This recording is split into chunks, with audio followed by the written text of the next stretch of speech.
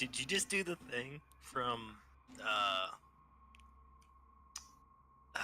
can't think of the zombie show or the zombie game where you take pictures? Oh, freaking.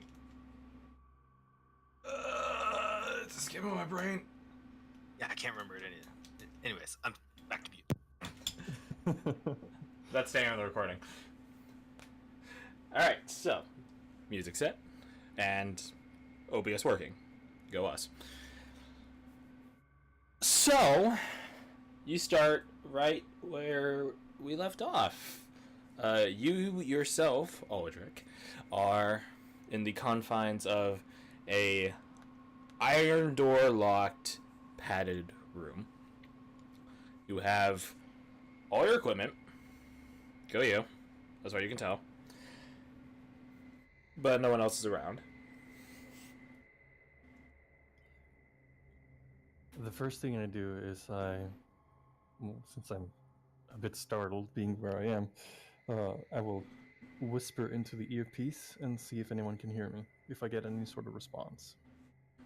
You mutter into the magically transmitting earpiece, and nothing.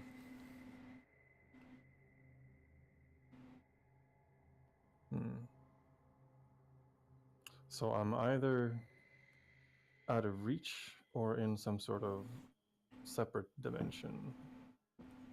Or something else entirely.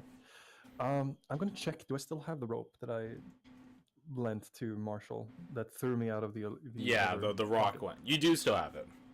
I do still have it, okay.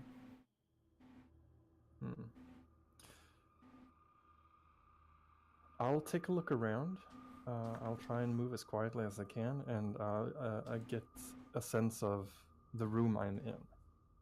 And I want to inspect the door as well. Okay. The lock. Looking around the room, it seems to be pretty bereft of anything really.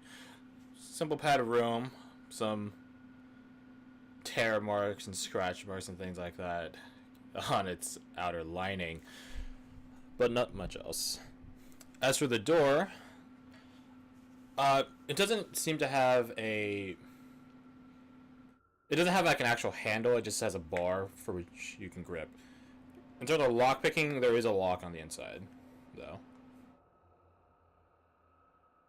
Or, like it's like a keyhole essentially. I'll see if I can peek through the keyhole. Do I see anything? You crouch down, peek through it. You see through the keyhole. I should say the door also has like a grate for which you can peek out of. Regardless of which one you peek out of, you'll see the same thing. Because that'd be trippy otherwise. As you look through, you see that you are at the end of a long hall. It seems clean of any infection, and it's just a simple gray concrete, I guess, slate hall that leads up to where you are. This sort of isolated cell you're in.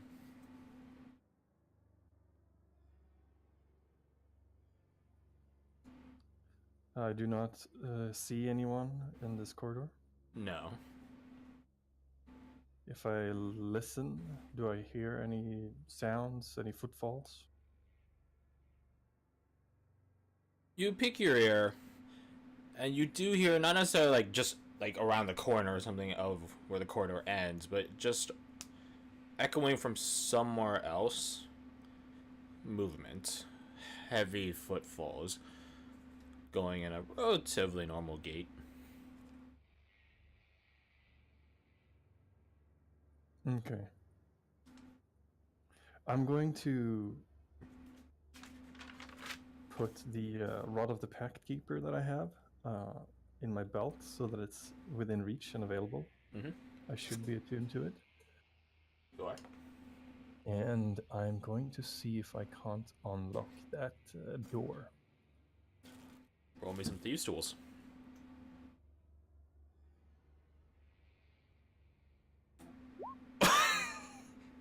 Strong opening.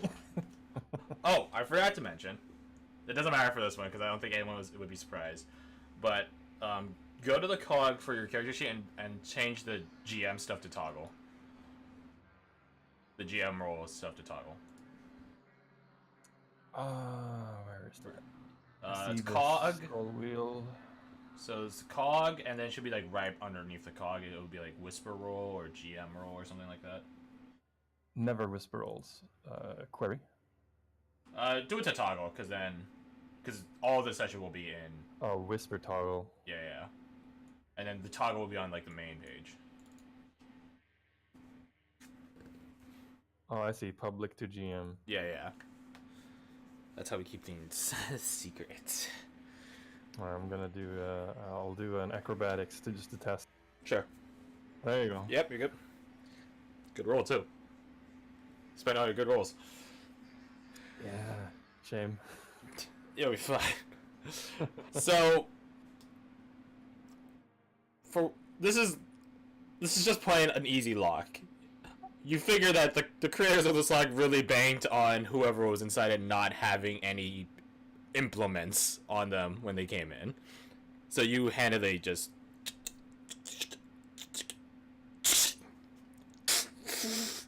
and pull the door inwards, and you're free to go.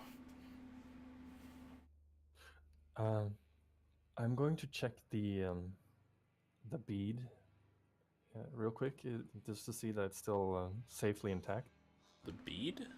The immunizing trinket. Oh, the mantle.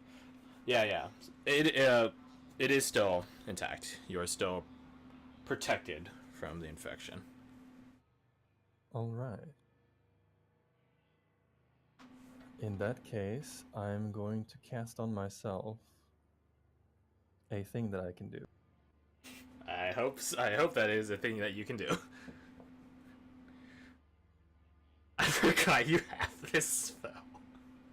Oh my god. Fair enough.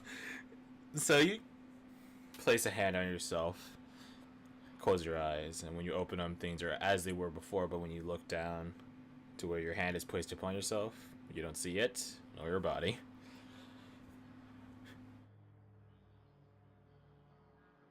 You are invisible. Okay. And then I will use the... No, I won't. I'll hold on to that. Do what you want. I'll does the corridor go in both directions, left and right?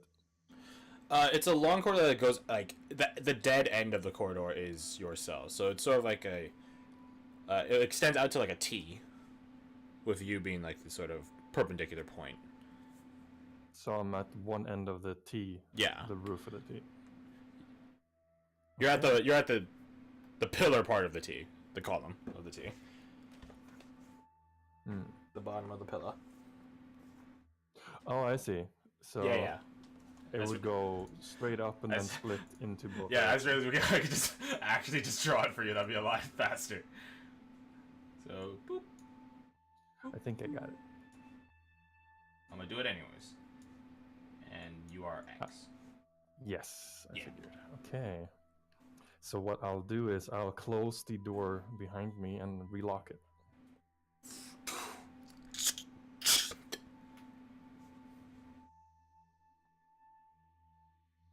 You're good to go? I'll take a moment to listen for that sound again. The heavy sort of lumbering movement. It doesn't seem to have, like, ever stopped. So you easily pick up on it again. Does it seem rhythmic or irregular? Like rhythmic to the point of what's the word? Like a pattern? Those things that you a metronome. Oh, like a metronome. It doesn't have like it's not that perfect in its regularity that you would equate it to a metronome. But it does have a regular pattern of movement. It stops every now and then, but the periods of its pausing are pretty in themselves short, and they pick up again relatively quickly. Okay. I assume there are multiple cells in these corridor. Nope, you're the only one. Only one cell. Only one. Interesting. All right, I'll make my way up toward the intersection stealthily. You stealthily, for the sake of it, roll me stealth. Do I do that straight roll or with advantage because I'm invisible? I'm looking at invisible right now. For the purpose of hiding blows. In technicality, the mechanics don't say anything about having that, but just do it with advantage because I think that makes sense. Okay. Where's this? There. Da, da, da. 23, nice, nice. With no trace, honestly, and no visible form for others to view, you stealthily sneak up to the intersection. And you get up to it and begin looking down. Or looking left and right, down both ways. And it seems that they both open out to, well, to an open area of some sort. An open air area. Open, I just realized that's not the right term for it at all. That would imply you're outside. An open area.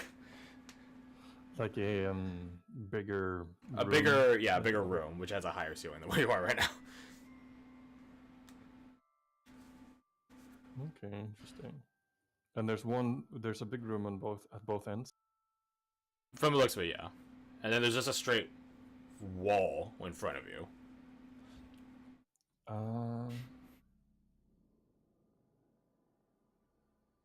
Okay. I would like to try the least obvious thing first and look for any sort of hidden switch or marker or anything on the wall straight ahead of me to see if there could possibly be a hidden door or anything like that. Roll me investigation.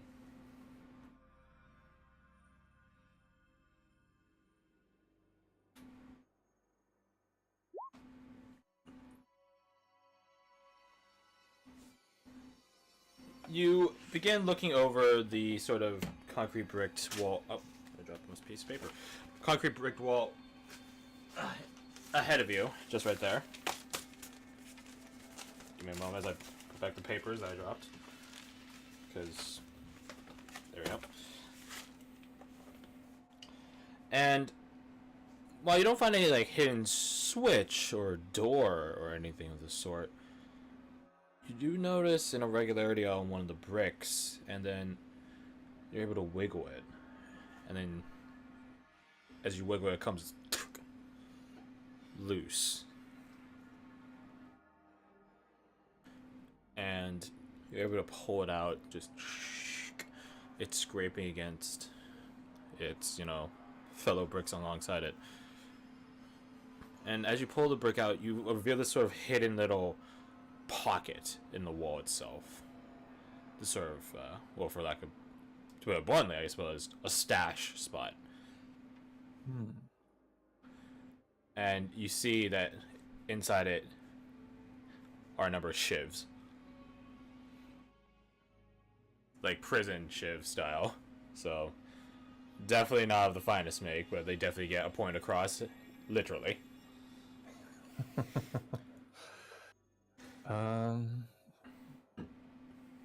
I'll pocket those. You pocket them? Alright. Put 3 shanks, I guess, I don't know. Shanks, shivs, however you want to describe them, in your inventory.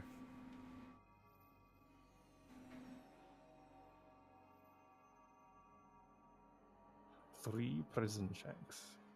I'll put the brick back and then right or left? I'm right-handed, so let's go left. I like this decision making. You begin traversing left,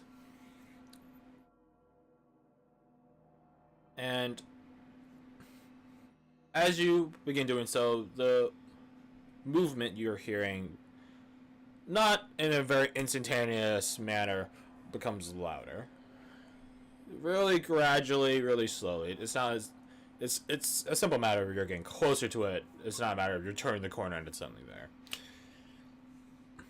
As you begin trespassing, no, traversing down into this other room, you're sort of greeted by this. So it's like using it's like using a word its own definition, which is really weird. A ward in your ward. This sort of high vaulted ceiling room, and it is just from where you are to the opposite wall, just filled with gurneys and what's the word? Cots, privacy curtains, a sort of rolling surgical tray tables. Oh, English refresher for me here. A gurney is this thing you lie down on, yeah? Yeah, it's so like if a paramedic comes and then Gotcha. yeah, the thing that they put people onto. Yes, makes sense. Mm-hmm.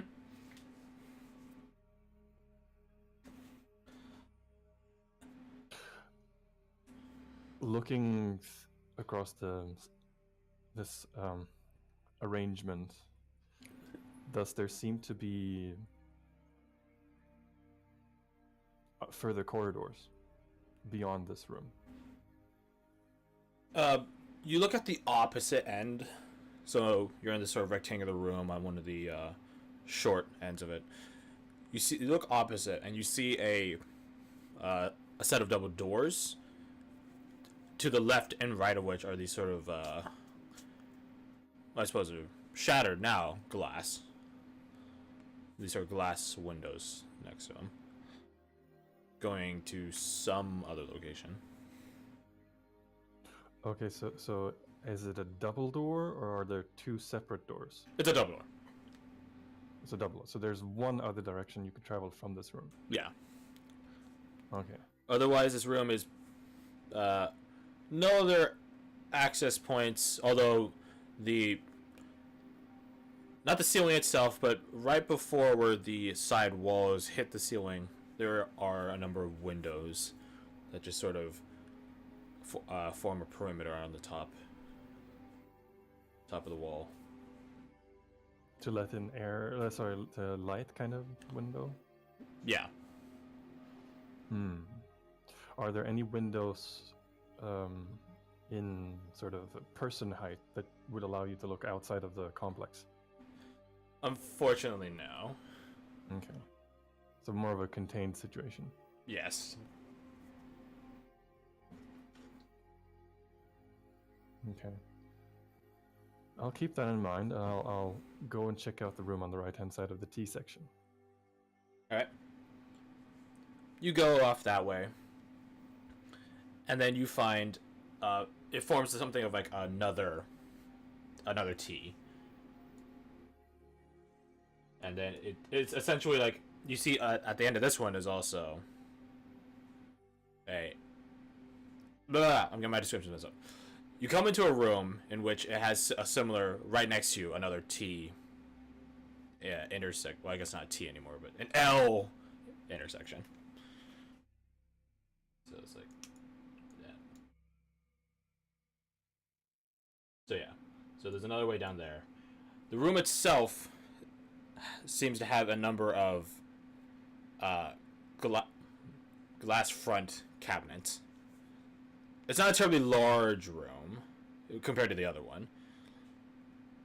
But it is how to say double storied, if that makes sense. It's like a library with has like two levels. Like a balcony, a balconied floor. Yeah.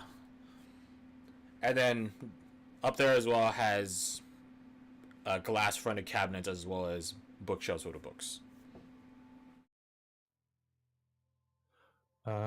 I'll look down the corridor that arcs south on the map that you've drawn. Mhm. Do I see the end of the corridor? You do. It's a wooden door. It's an Okay. office door. So it has like the glass, front top of it. What is the current condition of this? In like the overall condition of the place I'm in? Is it what's the word? Squalid, dilapidated at all, or is it pristine? Does it look abandoned? It looks more on the abandoned side. Oh, in the room that you were just in, much more on the abandoned side. Things were cast aside. Nothing was orderly. Like to detail, I guess there's sort of a general pattern to it. I guess that gurney's against the wall and such, or cots against the wall. Over here, it's much more well kept, but it still looks unmaintained. Unmaintained. Okay. I'll have a look on the bottom floor first at the cabinets. I won't open them or anything, but I want to see if I can peer into what's inside. All right, you peer into them, and you're immediately greeted by a multitude of different organs, internal organs, on one cabinet. Another cabinet seems to be aligned with just several series of bottles and vials. Some have labels, some don't. They appear to be all of them seem to be some form of chemical. Okay. Some more Connor field than myself field. Yeah, I guess, yeah. I've learned enough to stay away from those. Fair enough. The books you mentioned. I want to see, are there any spines that have titles? There are a number of them. At an initial glance, they all seem... The ones that have labels on their spines all seem to dictate some sort of medical facet. Okay. Some describe anatomy, some describe psychology, others describe animal handling. Ooh, that's dark. Okay, noted. I'm gonna go to the bathroom real quick. I'll be right back. By all means.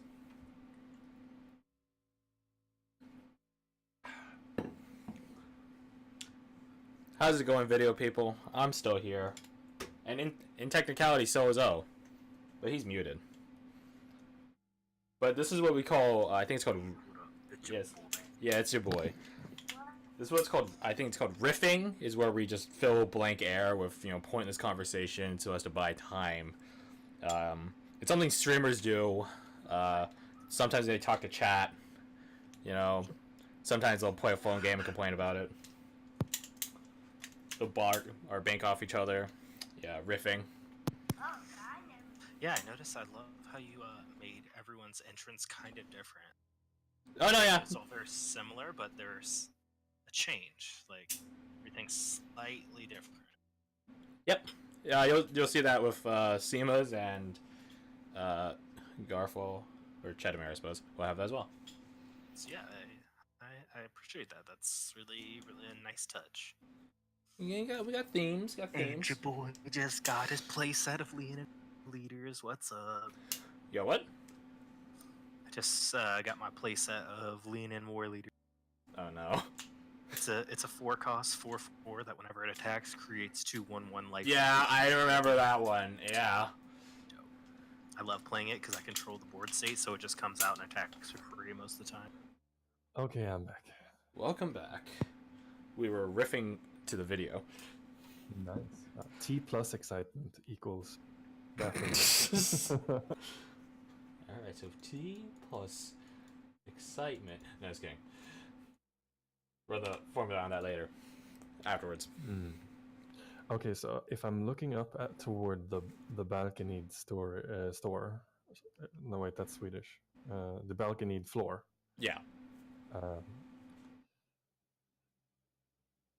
Does it appear to be rows and rows of books or cabinets or a mixture of both? A mixture of both. At least from where you're standing right now. Okay.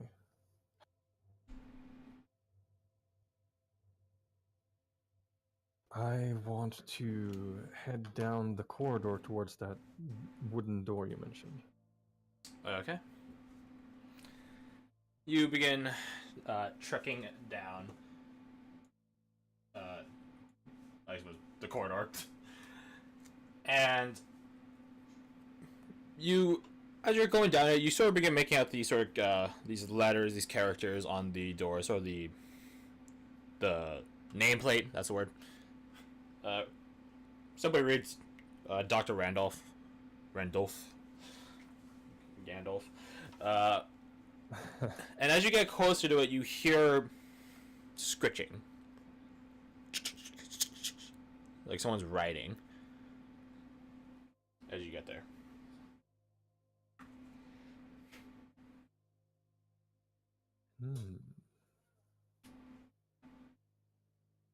All right, oh wait, I can do it. Oh, thanks. I got a prompt for threat fire. Telling me about a threat that apparently does not exist. Oh my god!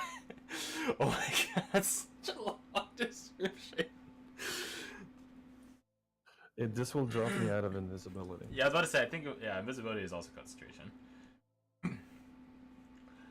God, this is such a long thing to read. Okay, well, you guys are so, okay, within 30 feet of you, okay, yep. You could attempt to shift your attention, okay, yep, if you wisdom save, yep, and, yep. Okay, so let me just, God, that's a long description. Let me just make a wisdom saving throw for this, individual.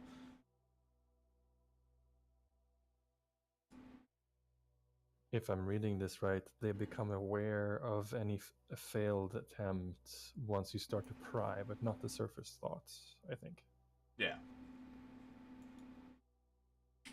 They got an 11, which I believe is well below anyone's threshold for saving throws. Yes, I believe mine is 16. Yep. Alright, so you gain insight into its reasoning, if any, its emotional state, and something that looms large over its mind. Okay. So let's go through that one by one.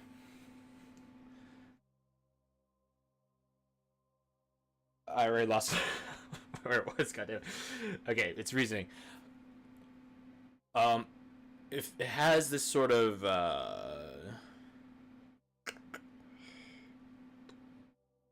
rationale as to finish the thing it is currently doing, finish writing what it's writing.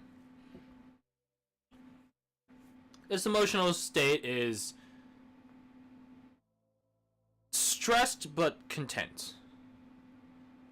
It's sort of like, doing a paper and then finishing it, and then you're like, finally, I've done it.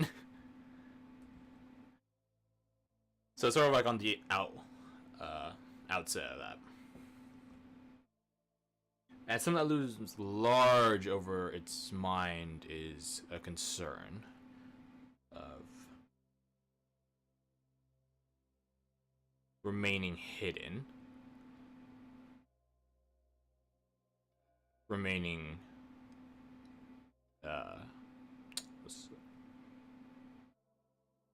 camouflaged, I guess.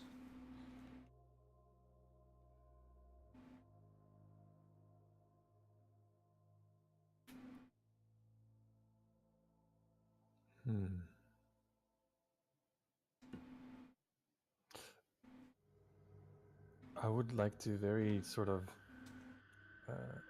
gingerly inspect the lock to see if the door is locked, I mean, and try doing so without making too much of a noise. Yeah, it's not that hard to do, considering how I could do it in real life myself. It does not seem to be locked. Is it possible for me to look through any sort of gap or keyhole? You can look through the keyhole for it. It's really hard to make out, but it does seem illuminated in there somehow, and you see through it, and you see a study of some sort. This sort of office. there's a number. There's an alcohol cabinet in the back, but aside from the alcohol cabinet, there's a number of bookshelves, sort of books, a sort of central, just plain normal wooden desk, and then off to the side of that is a sort of writing desk, one for scribing and such. And you see sitting there is Owen. Okay. Writing on the writing desk. I will message him through the keyhole because I have to see the person I'm messaging, and I'll say, "Oh, and don't freak out, but I'm on the other side of the door." No response. He doesn't. Like, there's not even a pause or a flinch or anything. He's continuously writing as he's sort of turned away from the door. I would draw this. So it's like the desk here, and then the writing desk here. On the So it's like an L-shaped table. Okay, this is interesting. All right, I'll gamble. I'll open the door, step inside, and close it behind me. Do you lock it or do you leave it unlocked? I leave it unlocked. Okay. Doesn't use flinch, pause, still writing. I walk up to him and I put my hand on his shoulder. You circle around the table and put your hand on your nephew's shoulder. Finally stops. You see his eyes still locked on the page that he's writing upon. What is he writing? It seems to be a letter, but no, I'm not making a roll for this. Owen. He's shown you his work plenty of times. This is not his handwriting.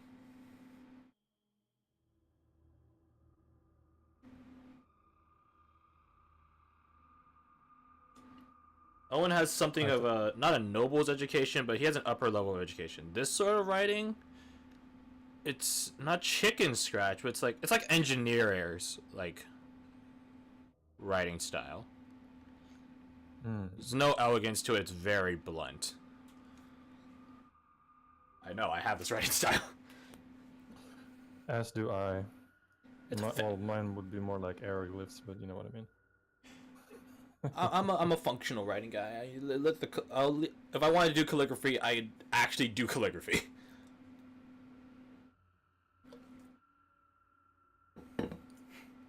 The details of the letter, if you want to know. Yes. I'm very sorry for interrupting you twice. No, go ahead. The details of the letter seem to be a... Well, I guess it is. It is just actually a report, isn't it? Yeah. It seems to be some sort of update or a situational report, a sit rep. It details that the ward is having, or the staff is having particular problems with 4 of the patients, but everything is under control, and that the chief of staff should not worry about him or his circumstance, and that things are going seamlessly.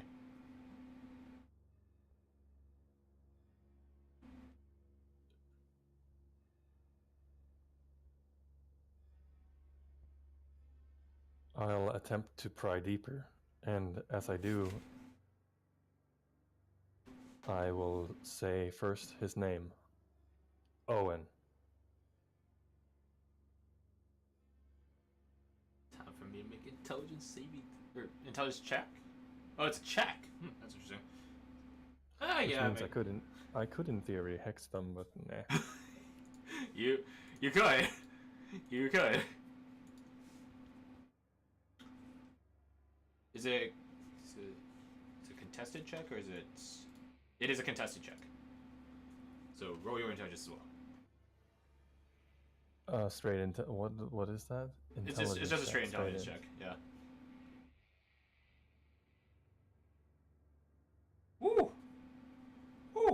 I did pretty well, but no, you did way better. I got an 18. You got a 20. Hey.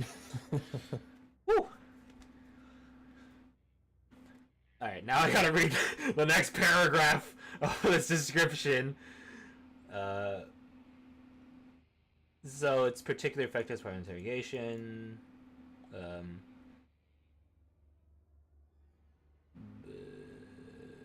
Can use its action as Okay, so basically you control where the conversation goes. Is what I'm reading. What I'm skimming. Yeah, because it's hard to think about things you're not told to think about. Yeah. Don't think about burrito. Oh, you thought about burrito, huh?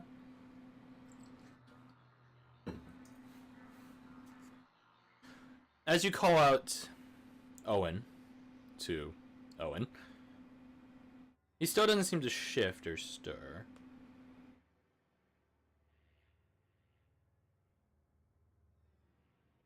But you can feel one of the previous sort of informational pieces, so emotional state, reasoning, and stuff like that. You feel a change. It shifts like a paradigm shift. It just instantaneously goes from this looming desire to stay camouflaged and hidden to wanting to be free.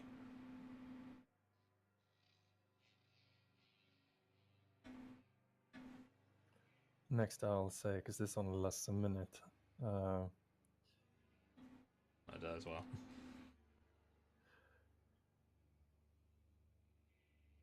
You need to come back to me, to your uncle, to your family, to Noxalis. We have to find Danaway, we have to find Nevi, and then the others. Are you going to leave Nevi in this place?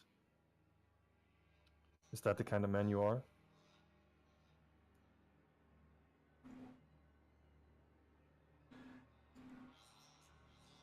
Snap out of it.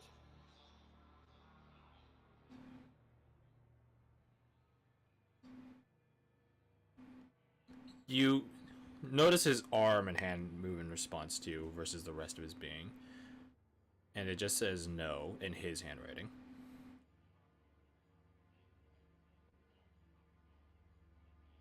Just off like to the what's the margin of the paper he's writing upon.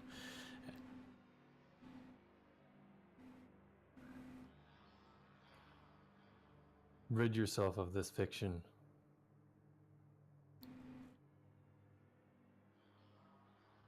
You don't belong in this place.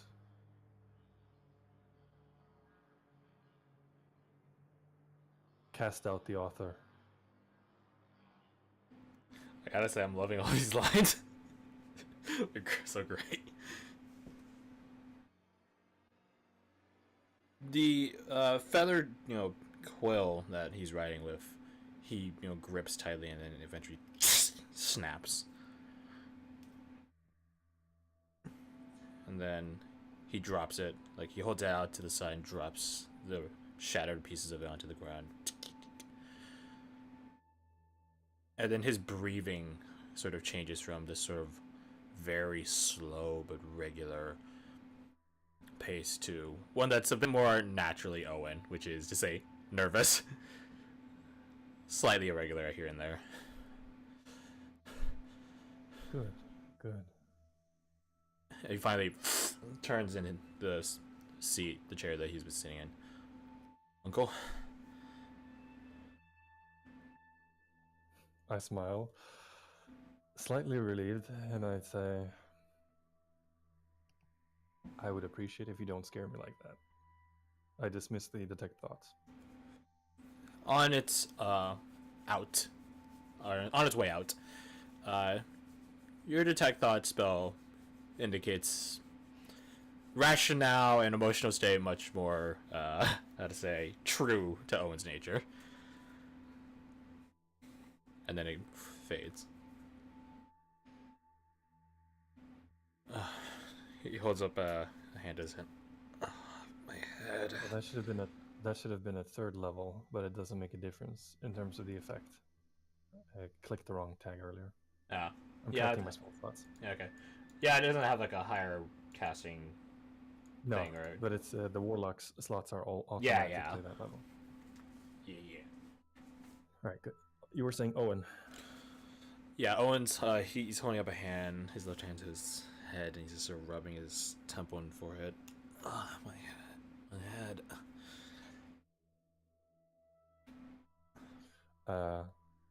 I'm gonna lock the door real quick. Stay quiet, and I You know, that's try and lock the door. yeah. You go over and just.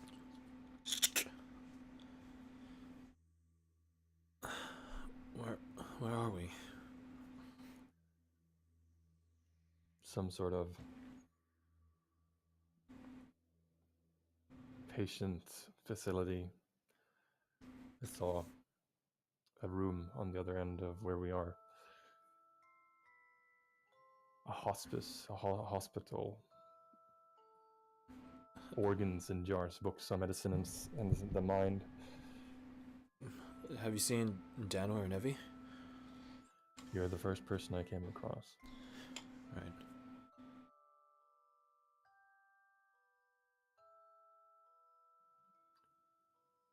What's the last thing you recall? I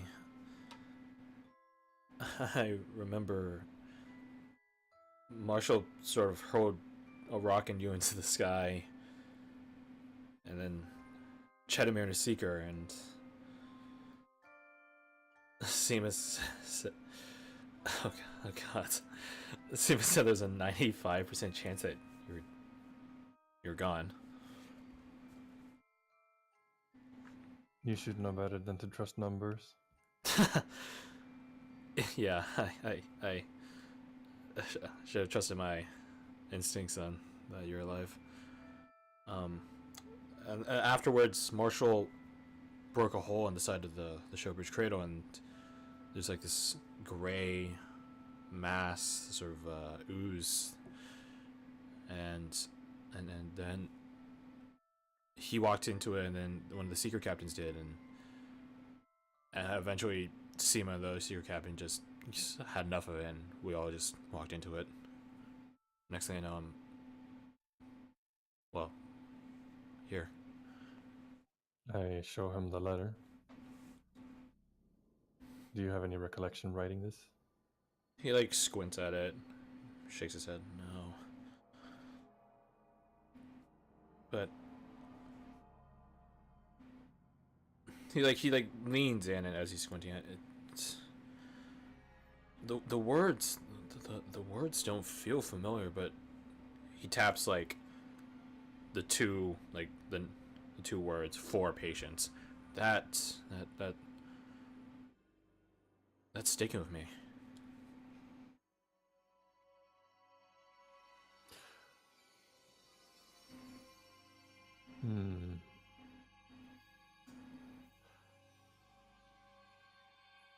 I have a theory. Whatever design was meant to keep you here in this role, this illusion, this narrative, had you take the role of the caretaker, I suppose. So it would stand to reason that there are 4 of us, in addition to you, myself, and then 3 others, if we can find them. That is good. That means they're less likely to be dead.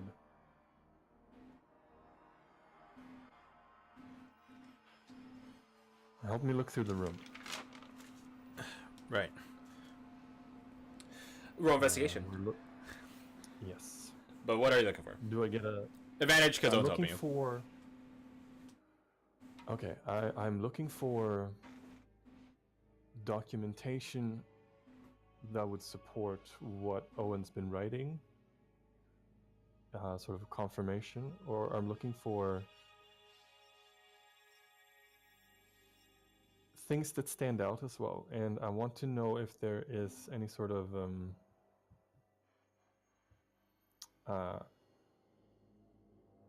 documentation that details what went on before this place got abandoned. Okay. Definitely doable. Fingers crossed.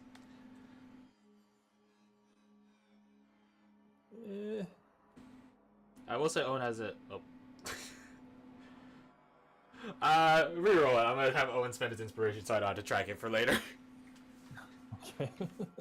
I don't want to have that just sitting in my pocket all the time. Like, shit, I could have used that. No, we're just gonna use it right now. Oh, There you go, better. Fair margin better. Fair margin better. So you guys begin looking through the assorted books, ledgers, journals, and such that are being kept in this office, as well as in the desk itself and stuff like that. This, like, you find an entire, like, shelf dedicated to records of, like, patients, like, of the entirety of this ward. And you're paging through it. There seems to be a very small minority of cases in which things actually say like cured and allowed to leave. Most of them don't have an exit date, they only have an entrance date or an expiration date, so to speak. Yeah. That's not to say this place gets, thousands and thousands of patients or anything. But at the same time, percentage-wise, it's not good.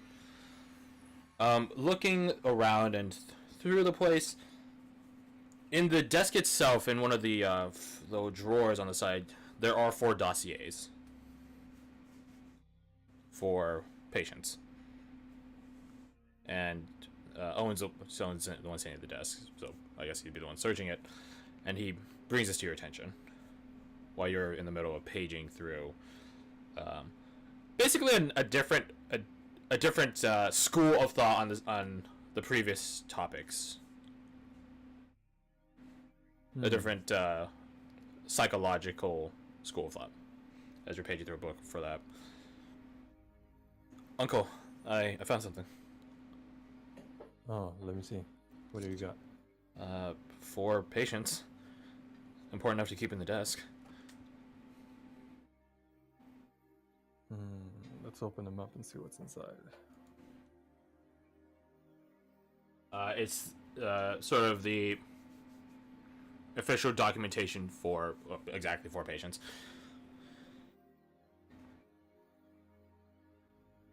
I will read them to you if you wish. Yes. I'll read you their names, and then obviously, if you care or don't care on details and such, it's up to you. I'll also type you these names in case they're relevant. So first off is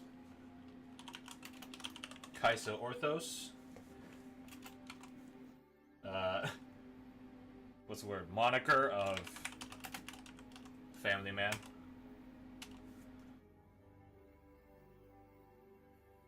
Following that is an name unknown, because they don't know his name. Dr. Visage. And then I confirm my spelling for this person. Yep. Then there's Otto Anderson. Woodwoes. And then Aaron of the Heartlands.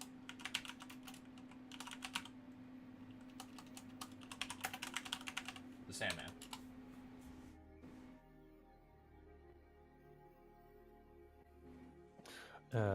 Okay, so Dr. Aaron. All male patients. Well, All male patients. Visage is the name doctor. Could be either or, I suppose. Are there any? What's the admittance dates on these? They all have different dates of admittance. Someone like Otto Anderson, Woodros, he's been here for like a couple years. Aaron of the Heartlands had only come in a few months ago. Kaiso Orthos, the family man, came in about a year ago. And then Dr. Village has been here for 4 years. Okay.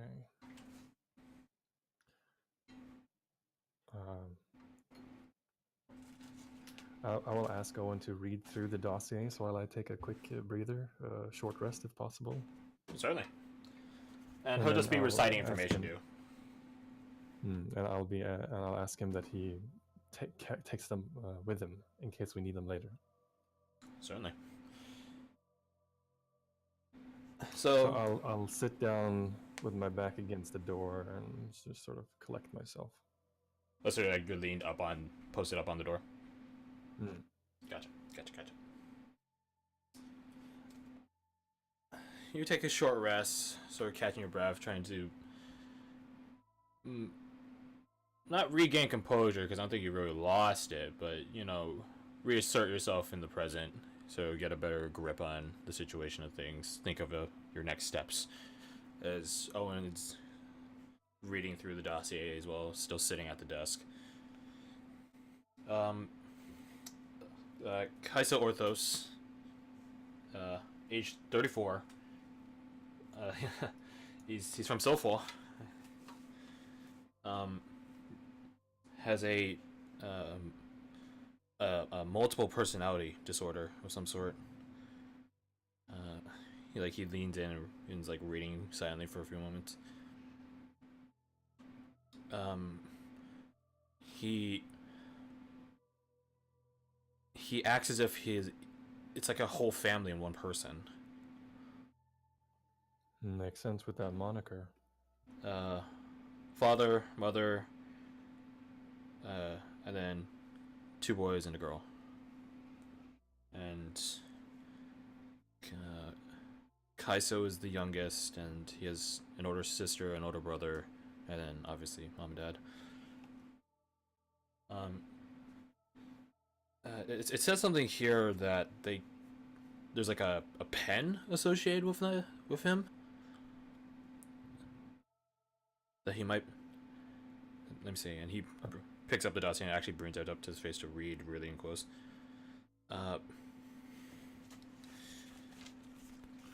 Do you mean a pen that you write with, or a pen that you keep animals in? A pen that you write with. Oh. A jet black pen with gold trimming and a black diamond. Wow, that's fancy. Some sort of black diamond engravings on it. There's notably nothing magic about him or the pen, but he always seems to know when it was used and when it wasn't. That's weird.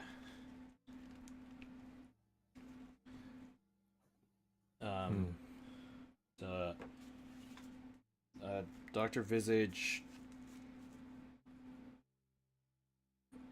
Oh, and like goes silent and just reads this in its entirety, tilting his head.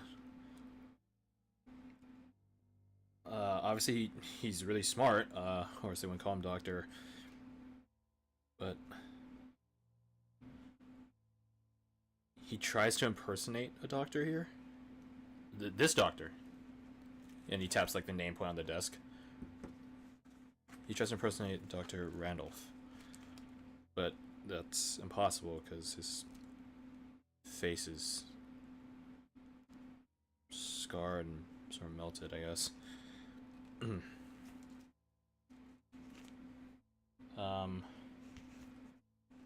Age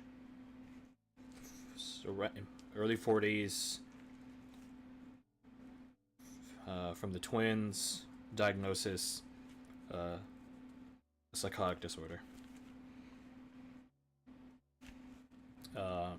Otto Anderson. From Northrend. Age 27. Diagnosed with clinical lycanthropy. He puts down the dossier and looks at you at that. Clinical. I'm gonna keep reading.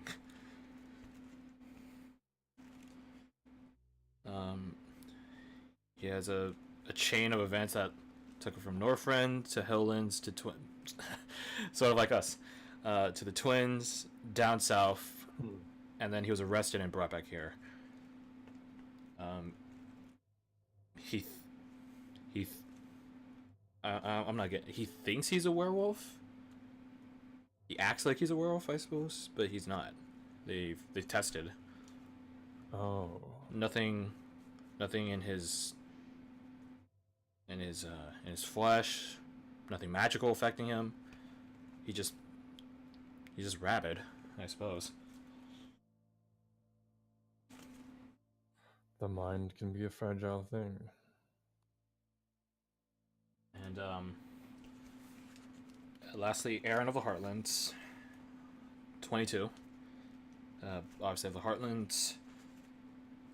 How do you say this? Violent somnambulism. Oh, hold on. He's violent when he sleeps. Sleepwalker with violence added. Oh. Don't ask how I know that. I was about to say, never mind. He's only been here for a short time, and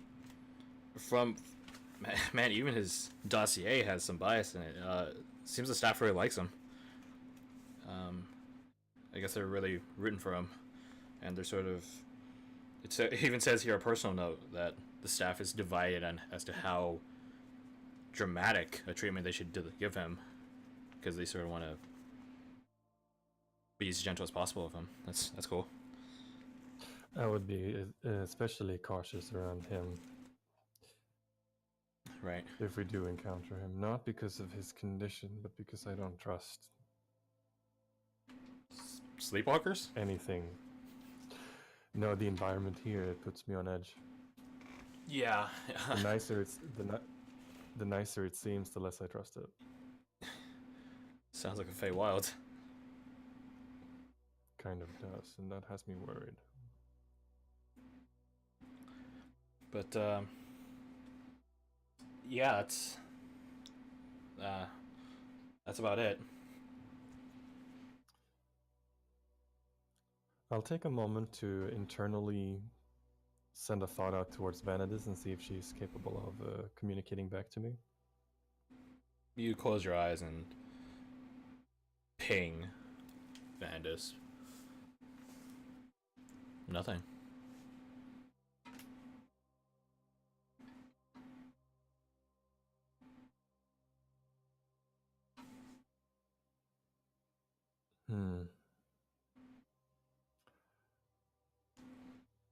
I'll try and see if I can use the magic I normally use that's originating from her.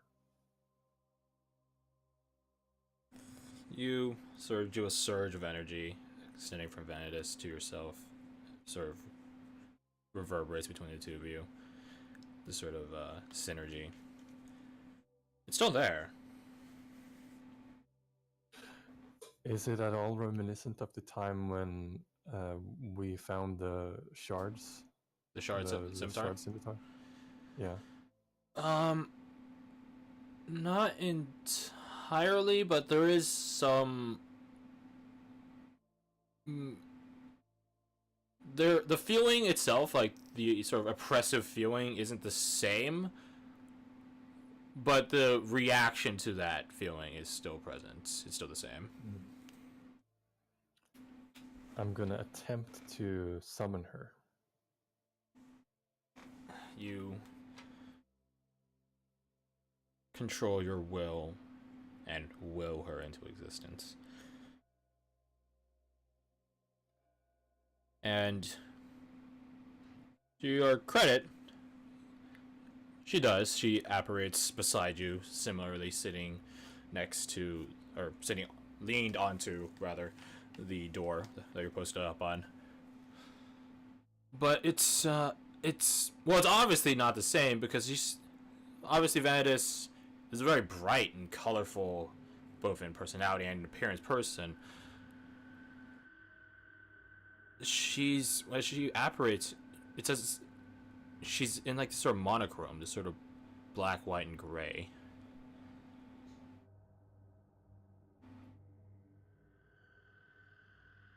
And she just I'll, apparates and looks at you. I'll ask her if she can hear me, if she can feel the connection. She like looks puzzled and concerned, and then she tugs at her ear, and then like has her hand next to it. So like, you know, like speak louder, I can't hear you sort of gesture. And she looks troubled.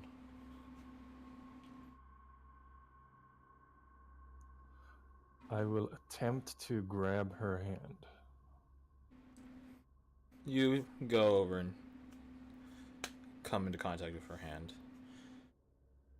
And as you come into contact, this sort of gray scale effect she has on her hand sort of recoils back at the point of contact, or points of contact rather, and sort of gives us.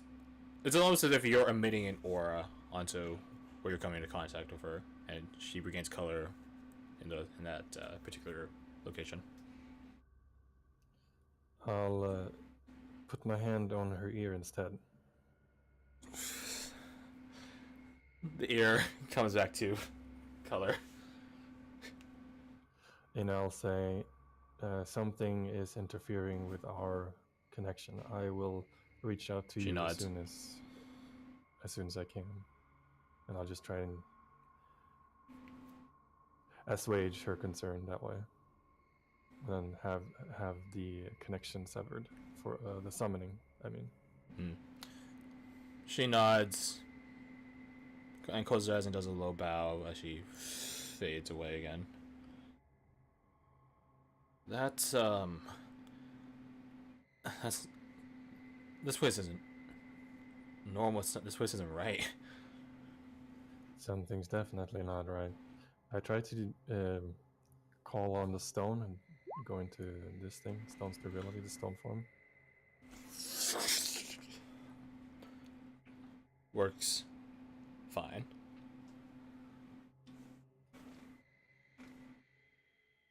All right, Owen, we're gonna have to leave this office. But first, let's see if we can find that pen. It might come in handy if it isn't here. I would like to look for that diamond inscribed pen. You guys begin looking around for it, opening up drawers here and there. I'm not finding anything here, and you stand back up and begin perusing the opposite wall for its shelves and things like that. Sort of looking around through it, and you look for the classic, like hidden bookshelf book or hidden room bookshelf thing. That doesn't come to fruition, unfortunately. But as you're, you finish this side of the room, and you begin going to the other side, and you pass by the alcohol cabinet, and then you see as you're passing by, you give a cursory glance, you see on the middle shelf, or below the middle shelf, so middle bottom, not the bottom shelf though, just behind the bottle tops, there appears to be a little safe right there. This catches your attention. Is the cabinet itself locked? It is. I will first see if it has any traps. Roll. Because if you're in a mental hospital of this kind, I would imagine there being some sort of deterrent if there is precious alcohol. This is fair. Roll investigation. With advantage. We'll see how it's helping you look at it. 16.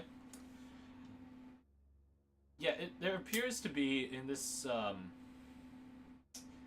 sort of built onto like the sort of how to describe this? So the wood panel door that this is, or that forms the front of this alcohol cabinet, the place where the handle is and where the lock would turn into, you notice that there's a little hidden mechanism.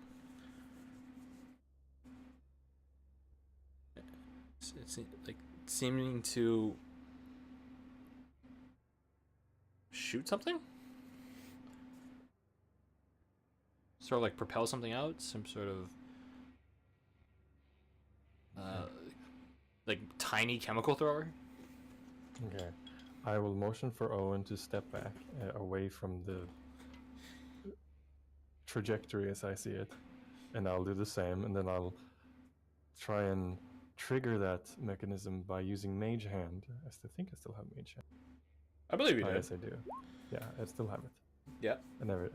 So I'll try and turn the I guess the handle, if there's one. Yeah, it's like a little like a little knob that sort of like turns to locked unlocked position, so it's like vertical to horizontal. It like the mage hand like obviously finds resistance because it is locked, but then it just tries to force it as you and Owen are sort of on the other side of the room, sort of ducked behind the table, and it was the mage hand tries to force it like from this. It almost like it appeared to be like sort of like a screw hole, but from because upon your deeper investigation, there's no screw in it. It's like a little barrel. From that, like just chemical gets sort of shot out, and then as it comes into contact with the rug and the wood flooring, it sort of sizzles. Obviously it doesn't do anything to the mage hand. Just sort of this astral hand just has the chemical fly through it and then go back to normal as it reforms itself. And then it's still locked, but it's not activating the thing anymore. I look to Owen and I say, "Never underestimate the thirst of a drunk." Remind me like not to. Let's just not get alcohol and go south then. I just smile at him, and then I'll try and pick the lock. Alright, you go over it, stepping carefully over the simmering pool of chemical on the ground, and begin lockpicking it. Roll me your thieves' tools.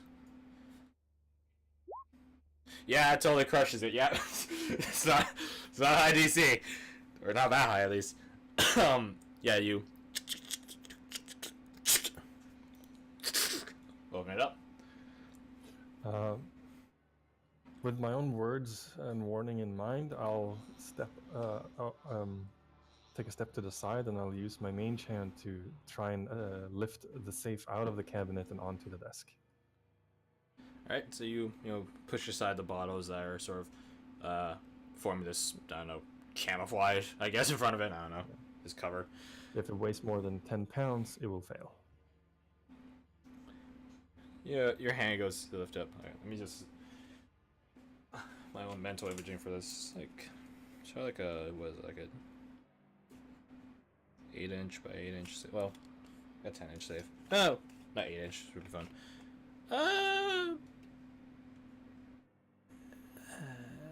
It probably is like exactly 10 pounds or something, a bit like that. So it's fine. I don't know how safes work. It very barely lifts it up and begins pulling it out of the cabinet, and then leaves it on the center of the central wooden table. Looking at the alcohol contents of the cabinet, are there any labels or bottles that I recognize? There are plenty that you recognize. There's a lot of Southern comforts in this alcohol cabinet. A good amount of finer alcohols, if that makes sense. Finer spirits. Yeah. For more classy individuals. That's not to say like wine or anything. I'm talking about like heavy spirits. I suppose I already said spirits, so yeah, I mean. So like, yeah, some whiskey, some rum. Nothing like no beers or meads or ales or anything. Knowing the kind of place I'm in, I won't trust the contents because you never know what they put in bottles. So I will close the door to the cabinet and I'll inspect the safe. And I will operate under the assumption that this too is trapped, so I would like to look. You investigate it. doesn't seem to be trapped. Does it have any overt arcane markings to indicate there was some sort of spell attached to it? Roll me Arcana. See if we can sort of just sense energy off of it. No, it seems clean. In that case, I will attempt to pick it. I'm curious as to what's inside. It's one of those oh god, it's like like the spin lock where it's like like the you have to listen. And, yeah. The turn wheel. Yeah. I was gonna say padlock. I'm like, that's not a pad technically, Jeff. But yeah, so roll thieves tools, and we'll just say like it applies here. I don't know, maybe you have a stethoscope or something in there for you to listen in with. All right, here we go. Yep. Oof. Yeah, 5 minutes. Wait, roll with advantage because roll again rather because Owen can help you. Owen can listen here. Ooh, that's so fitting. Inspiration for that. That's so fitting for Owen. He gets you at that one. Yeah, it's fitting. It's so fitting. He's like, I don't hear anything. I will use my inspiration. By all means. So this would be a thieves' tools with advantage, then I suppose. Yes. The DCs. Ah, come on. Yeah, you just can't. You just don't hear anything.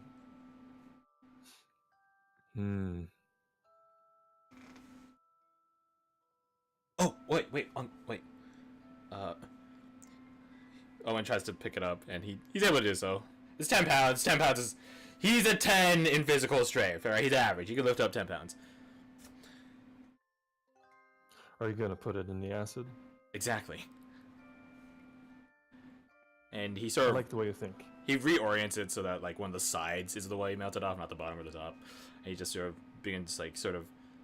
It's like he's, like, using a sponge to, like, wipe up a spilled, like, drink. He just, like, a quick swipe, and then... He begins eating away the side. It doesn't eat away fully. But, like, you can sort of tell the sort of, the thickness of it, rather, of the save as it eats through. And then Owen sets it back onto the edge, on the central part of the wind table, onto the edge of it. And he casts Mage Hand. And then he just sort of commands the Mage Hand to sort of just like use its pawn to like sort of just push, cause like sort of like this sort of collapse as the acid would forcibly get pushed into it and eat it away more, and then I nod very approvingly. And then it eventually sort of just crumbles into sort of this not perfectly circular, but you know, roughly circular, melted away hole. And then you both peek inside. You do see the pen, this sort of jet black diamond engraved or instilled pen with gold trimming. Inside as well is a coin pouch, and then a pouch filled with something else, some sort of hard rock. I'll instruct Owen to put using his mage hand to put the pen inside of a pouch. Do not touch it with your hands, unless you absolutely have to, because we don't know He does so. what's what yet with that. And then I would take out the other contents using the mage hands and see what those are. You begin taking out the contents of the pouch. And as I do, I tell him, we'll make an adventurer or a scoundrel out of you yet. I gotta say, this was really cool. Opening up the coin pouch, sort of examining its contents, it has... I will roll for it, actually. I'll roll publicly, because it doesn't matter.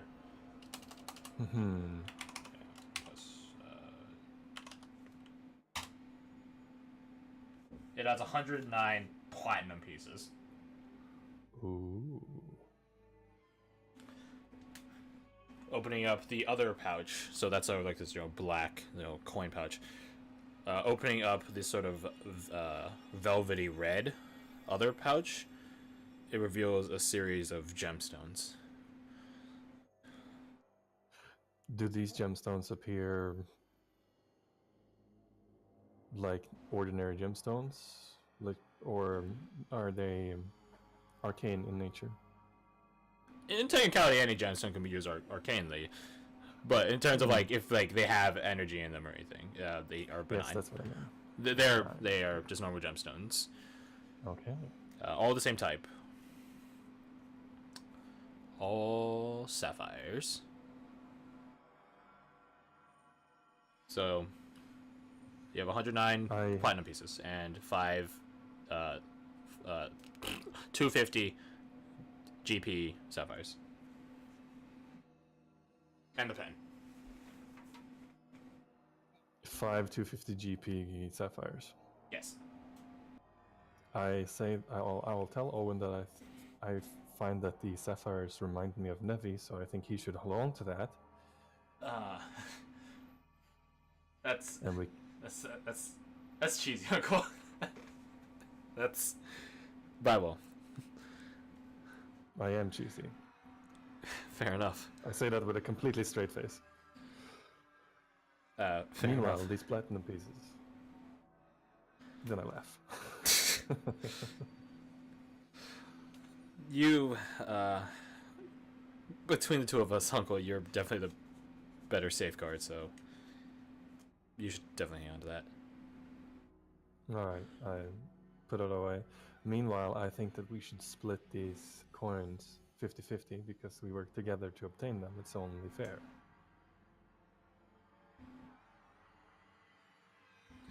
Platinum with us and pen with you. Gotcha.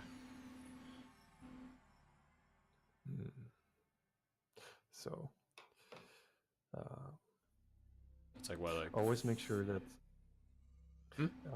never overstake your claim when you're adventuring.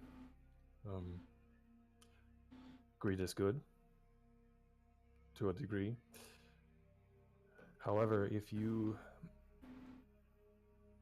invest, so to speak, in your party members, you will find that they will be much more amenable in the long run, and you will be all the richer for it, not to mention safer. To that. A long-term friend is worth far more than a single coin pouch, be it platinum or gold.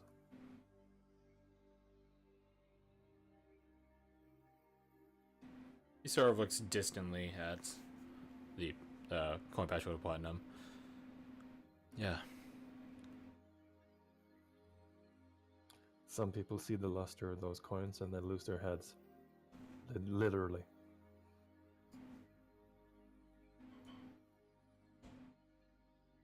Yeah. Now, we're gonna leave this office. And I want you to stay behind me at all times. We'll move quietly. And if we encounter trouble, make sure you stay near me and I will make the two of us invisible. He nods. Right behind you. Once we are invisible, the effect will remain for an hour, so I need you to stay close to me so that we don't get separated.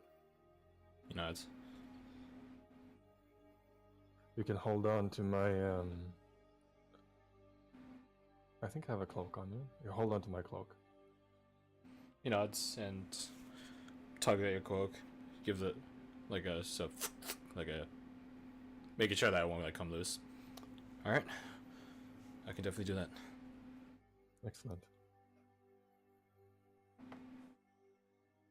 I'll go to unlock the door. Unlock the door.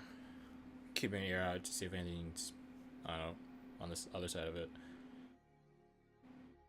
Nothing. And then you open it up.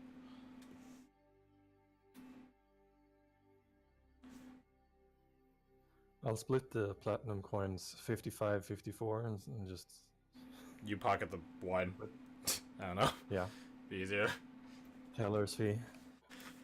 Gotta add that to Owen's character sheet. 54 platinum. Rich boy.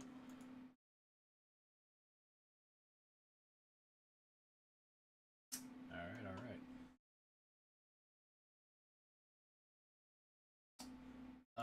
Make me a stealth check. As I begin to do the same for Owen. Oh! And before. Oh! Oh! Double that 20s! Double that 20s! Amazing. I think. Does Owen have a thing in the list of crits? He doesn't. No, I don't think he does. I don't think. But this should be his first net 5 if I'm not wrong. Yeah, you know what? I'm gonna add him and I'm gonna add Nevi and I'm gonna add Danaway. So just dot and boom and then a dot and boom. So we're gonna do, so it's Tala, then we'll do Owen, because they're the two most directly relevant. Then we'll do Danaway, which I'm just gonna put zeros all four. And then I'll do Nevi. I hope these are spaced evenly or else I'm gonna be pissed. I did come up with some ideas for Danaway, but I'll talk about that later. Alright. I feel like Owen has had a nat 1 before. Right? Yes. He's definitely had a nat at least one. We can confirm at least one. So I'm going to start him with a 1-1. Danaway, I know, has had at least 3 crits in combat. Yes. Yeah. And then Nevi, I don't think has had... She's had 1 nat 1, which is how you guys found her.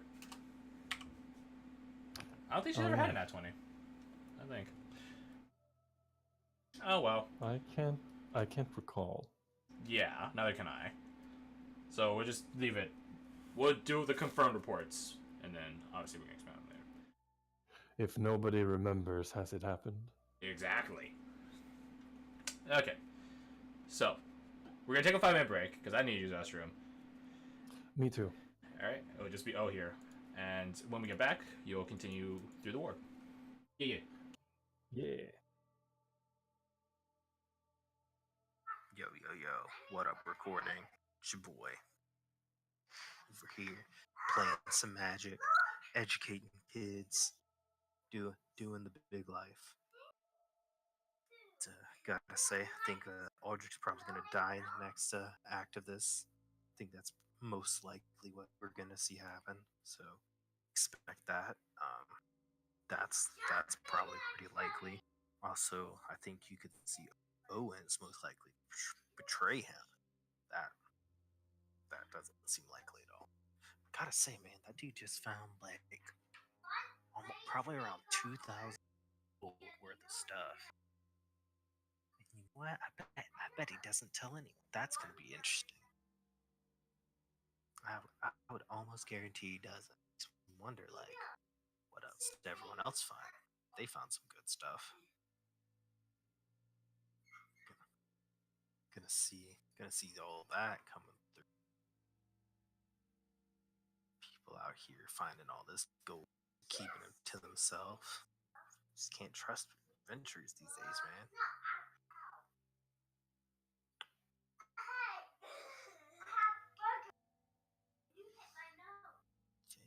Okay, it's a good time. Good time. We'll get it back together Sunday. Hopefully Garth doesn't die. And if he does, like, I wouldn't miss Chadmere that much, to be fair. Like,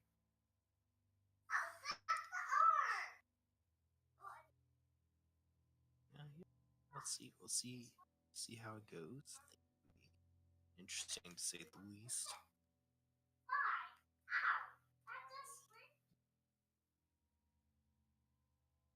I'm tired. Also, I'm not a good talker, so like, even talk myself for pretty hard.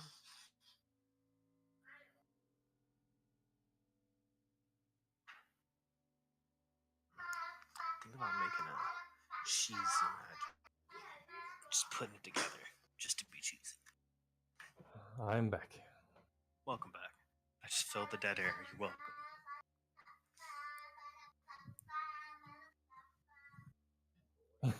Someone singing. Yeah, my daughter's always singing.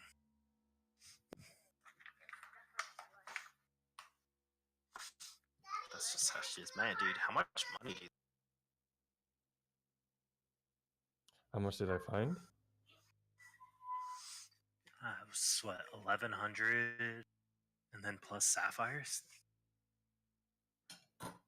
Yeah, 109 platinum and then 5 sapphires worth 250 GP each.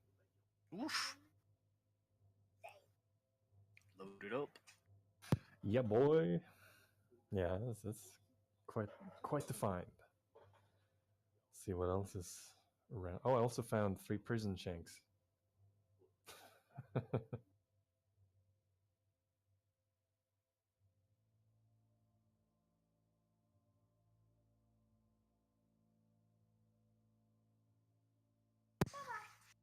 Interested to see how it'll work out.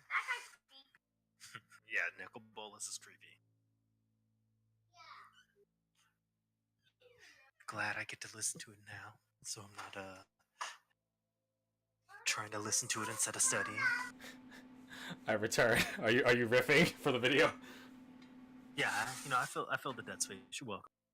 Okay, cool. Sweet. Made some predictions that are not gonna come true.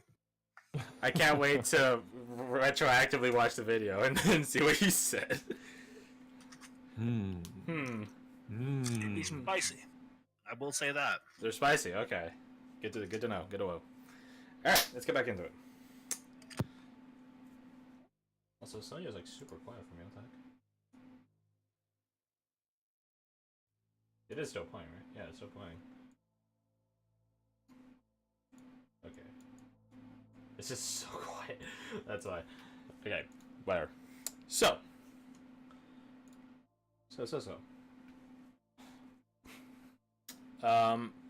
You and Owen are stealthily leaving Dr. Randall's office. And have apparently very much succeeded in stealthing. To the point where you probably don't even need invisibility. You never know. You never know, but good God. Gosh. So, with a combined average between the two of you of a 22.5 stealth roll, you make your way back through this sort of archive room, storage room, whatever, records room, past the cell that you awoke in, and then back towards the main sort of hospital area, I suppose, hospice. But as you are approaching there, getting closer and closer, as soon as you even just leave Dr. Randall's office, you're immediately re-greeted with that sort of like rhythmic footstep noise pattern. Mm-hmm. Except it's a lot louder. It's a lot closer. I message Owen and I tell him that we'll communicate through message from this point on. If he wants to tell me something, to tug twice on my cloak. Got it. That ends the message spell. And then another message spell, but I don't think I'll need to tug the cloak. Oh yeah, I forget you can do that. Awesome. So you've been stealthily looking back into the hospice area, and you're greeted by this place is still in disarray, but there's something sort of walking slowly amongst all of it, idly trailing its. I guess the term is hand. It's like 2 long fingers and a thumb thing, so I guess it has a palm. I guess so, it's sort of a hand. It's stands very tall. It's like 9 feet or so. And to your surprise, it's actually wearing clothes. It's wearing like this, it's not anywhere near as pristine as it was, as it meant to be, but this trailing doctor's cloak. I don't like that sort of just sort of free flows, not tied down or buttoned up or anything. And it doesn't really have like a proper head. Because like a normal skull has like obviously a front face area for eye socket and face and such like that. This doesn't really have like just one of those. It's sort of like this sort of oval for a head, and like at perpendicular, so like a cross, like plus, as it sort of looks around. It has just 4 vertical eyes, large vertical eyes. So it sees in front of it, to its left and right and back at all times. Other than that, it's still humanoid, a bit too bulky. It's improportionate in shape. Its legs are far too long, as are its arms. And obviously it wears a fucking doctor's coat, but it's sort of just, walking around the room, trailing on the sides of gurneys and cots with one of its fingers.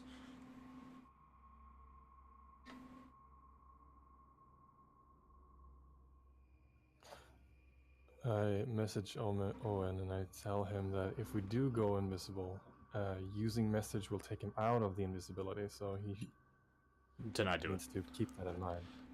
Right. Yeah, exactly. I'll be holding onto your cloak, so I'll tug you if I need to get your attention.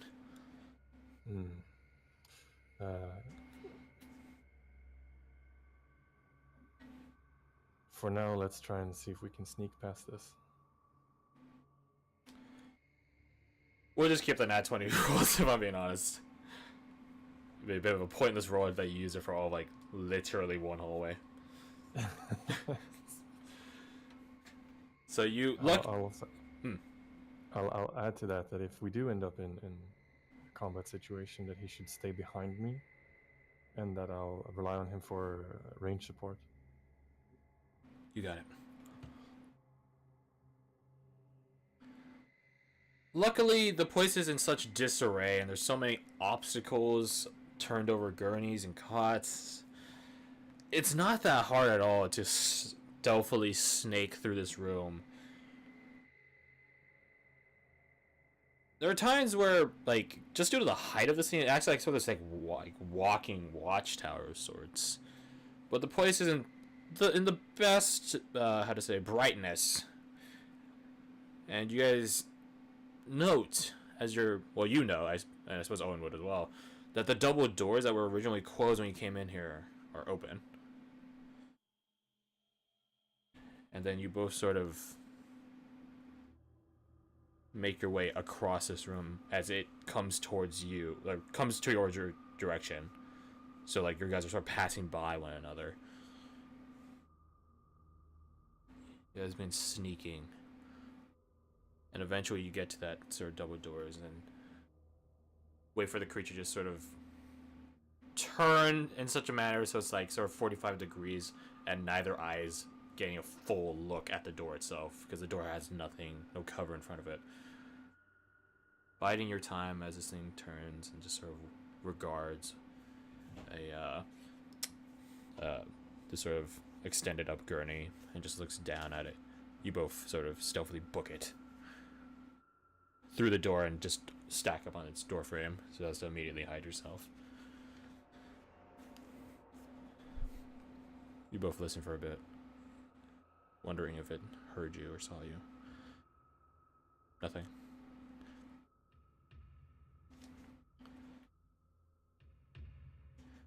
There's but one. There's a door to like the left and right, which you assume leads to like those sort of glass windowed rooms. But other than that, there's just one passage forward.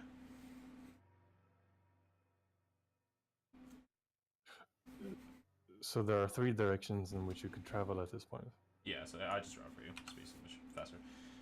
So these are the doors, or that's the double door. There's the door frame. There's door. Shit drawing door, which leads to like that sort of side chamber rooms, which had the glass windows which are shattered. Very shit. And then a passage forward. And you guys came in through this way. Okay. Yeah. Glancing quickly into those side rooms, is that possible? Yeah.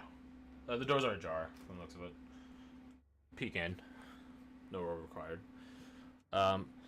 It just seems to have a large table, a few seats, and a rack, or a series of racks, which are now empty. Okay. In that case, we'll push on, put some distance between ourselves and the doctor creature. You guys begin going down the hallway stealthily still. And then you... I'll also take a moment to ask Owen if his mantle is intact.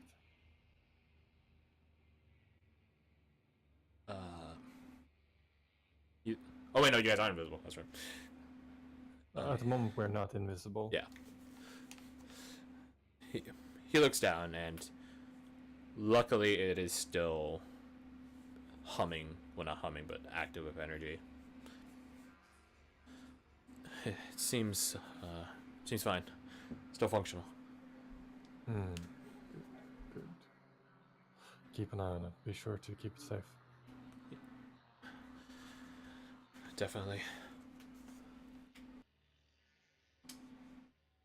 So you guys begin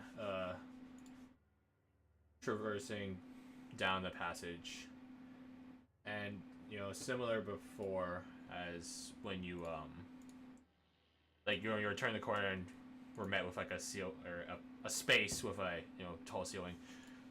Once again, that happens, and then you look out into this. There's no door frame or cover or anything, and you realize you're sort of at the top floor of this sort of spiraling staircase, and then there's sort of like this sort of what's the word, octagonal sort of catwalk balcony that for is on the perimeter, and then the sort of spiraling staircase is at the center of this shape, and that there's like 4 walkways, little bridges that lead to the center to where the staircase is. Okay. And there are no branching offshoots that could potentially lead to other holding cells at this level? No. This seems to be like sort of the only outset. On the far side of the octagonal room, is there a way to look out of the building? There is. Opposite of you, there's like a relatively large, like sort of window, sort of like a vertical line sort of window that goes up like probably like a dozen feet or so. So you guys sort of creep along. We'll head over there and get a look, get a view of the high ground from high ground. You guys walk across, noting wheelchairs and gurneys and such that you were passing by. And once you get there, you look out, seeing the dark haze of the town as well as the Cradle. You see that well, again, you're at the top floor. You're at the highest point visible here in the Cradle. and you see several other structures, and they're very obvious and distinct. They all have this sort of empty zone, this sort of buffer zone, around each of them. So all of them are very obvious and prominent. There are 3 other large notable buildings, and then a multitude of other smaller ones.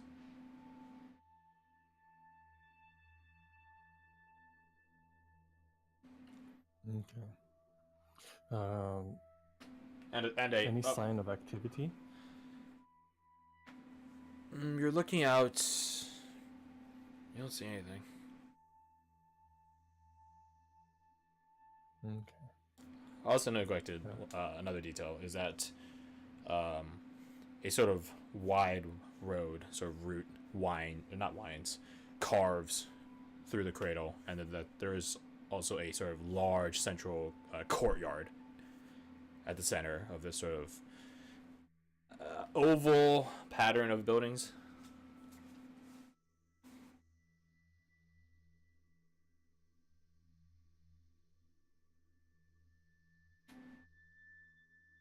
Nothing out there. Nothing walking, moving. Not even bodies or anything. It's very still out there. Can I see the horizon? You can. Is it the type of tree line that I'm expecting to see? It is. Not. Okay. So it's not. You're not in the Feywilds, if that's what you're wondering. No, I was wondering if I was seeing the twin topography. Oh, okay, then yes. I thought you were expecting you're in the Feywilds. That is reassuring. You're still in reality. Or the mortal realm, I suppose is a better way of saying it. I'll try and whisper once more into the earpiece as we descend. You whisper into it. No response. Alright, I'll resume my messaging with Owen and I'll tell him that there's no response yet. We should... Do you think we're all in here? I do. I'm reluctant to leave before we locate at least Danoe and Nevi.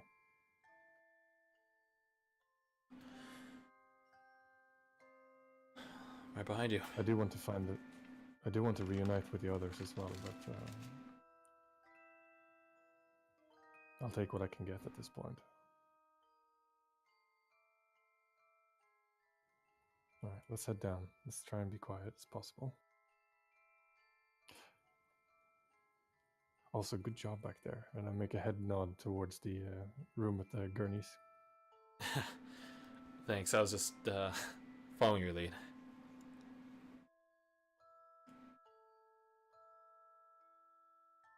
I'd pat on the shoulder and head down.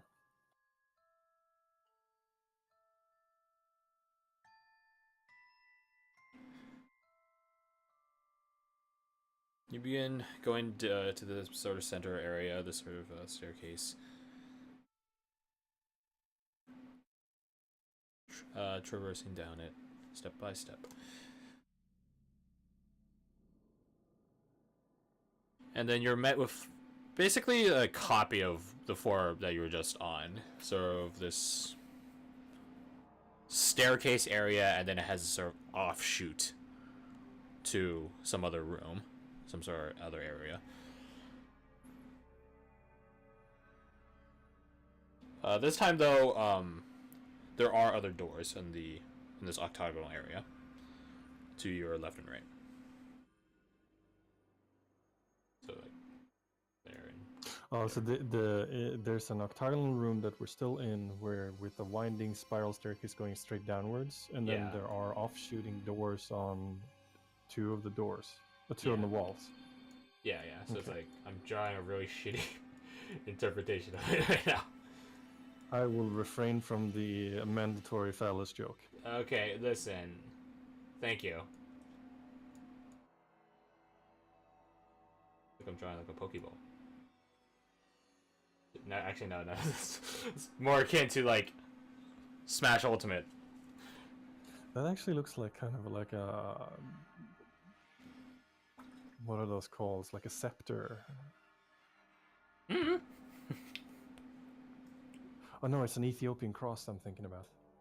Yo, I just see it right now. Yeah. And your gravestone. Fitting. Okay. So yeah. In terms of the map here that you've drawn, what of the cardinal directions? Where are the doors, so to speak? So there's a door. I'll use yellow. So there are the doors here, and here, and then the path down.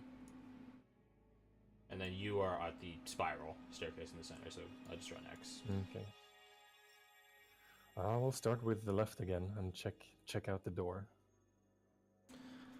You open it up and peek inside. Well, you check to see if it's locked, which it isn't. Check to see if just general your usual procedure stuff. Mm-hmm. Is not locked or anything. And you peek inside. It appears to be sort of very large, honestly, sort of common room, sort of a lounge area.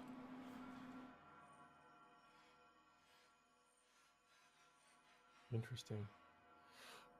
Does it have any other offshoots? No, this seems to be the only place. So it's a contained room. Yeah, it's a container room. I'll usher Owen inside and I'll close the door behind us and I'll have a look around. Have a look around. You lock the door. Oh, do you want to lock the door? I just close it. Okay, just close it. Yeah, in similar disarray and scattered trend as the hospital room up top up there. There's just tossed aside couches, seats, ottomans, stuff like that. Aligning the sort of left side are a series of like sort of kitchen cabinets, sinks, and stuff like that, countertops. And then to the far opposite side from where you entered, there's something of like a fireplace, like large hearth fireplace area as well. Okay. Starting at the hearth of the fireplace area, I'll look around the common room for anything interesting or hidden. Roll me investigation. I will have advantage because Owen will help you. Okay. Wow. 9! 9! 99, yeah. Yeah, 99. Yeah, wow. How'd you roll a 99 on a D20? It's so impressive. You don't appear to find anything. This place seems pretty clean. Okay. I'll move back to the door that we closed behind us. I'll put my ear to it and see if there's any noise or sounds on the other side. If not, I will slink out, follow motion for Owen to follow, and repeat what we just did with the other door on the eastern side. All right. You don't hear movement close by, but you once again hear movement from afar, echoing out. Is it possible to tell if it's the vertical location of the noise? Roll me perception. The spiral staircase area is really like just large. 18. Okay. It does seem to be on the same floor as you, and I will say it does. True to before, it's come from down, from south. On the map. Okay. Does it sound similar to what I heard before? Similar in the sense it has like sort of a regular gate to it, but it's nowhere near as slow or idling. And it does seem to be like sort of more forceful, if that makes sense. More effortful. Okay.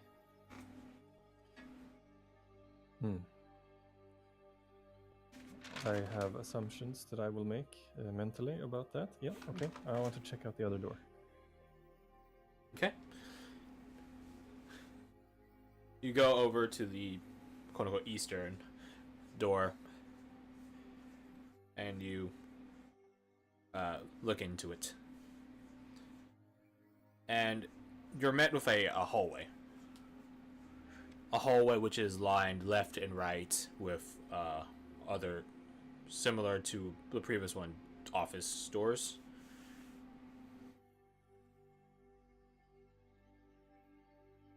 I'll take a moment and listen down the hallway.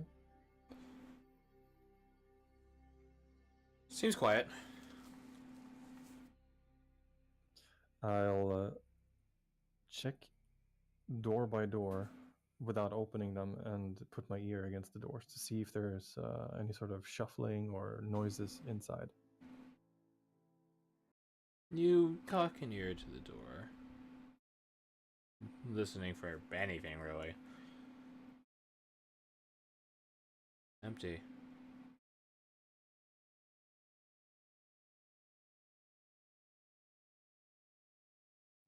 Okay.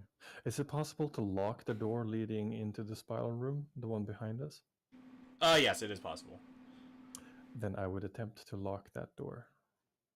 Yeah, it was unlocked when you came in, so you just close in, turn the heavy latch on it.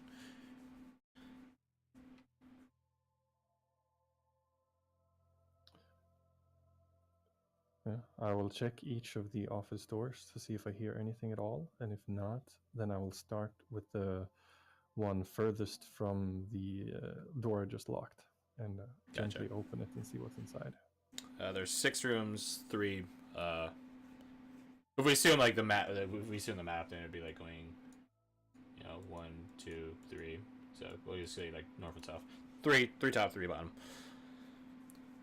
Okay. They all appear to be empty, both upon your initial perception of looking or listening into them, and then confirmed when you finally do open them. Nowhere near the size of the office up top, but they are independent offices. Pretty, not exactly carbon copies of each other, but pretty uniform. Standardized, I suppose. Structure, layout, content in terms of like shelves, cabinets, desk, seat. Okay. I'll have Owen aid me in a sweep of each one and see if we find anything of interest. Okay. Roll investigation. With advantage. Very well. Woo! Woo! A 19 plus 5. Nice. That's more than the 2 9s put together. Yes, it is. What a weird day. So you and Owen began sort of looking into the books, the shelves, the drawers, everything.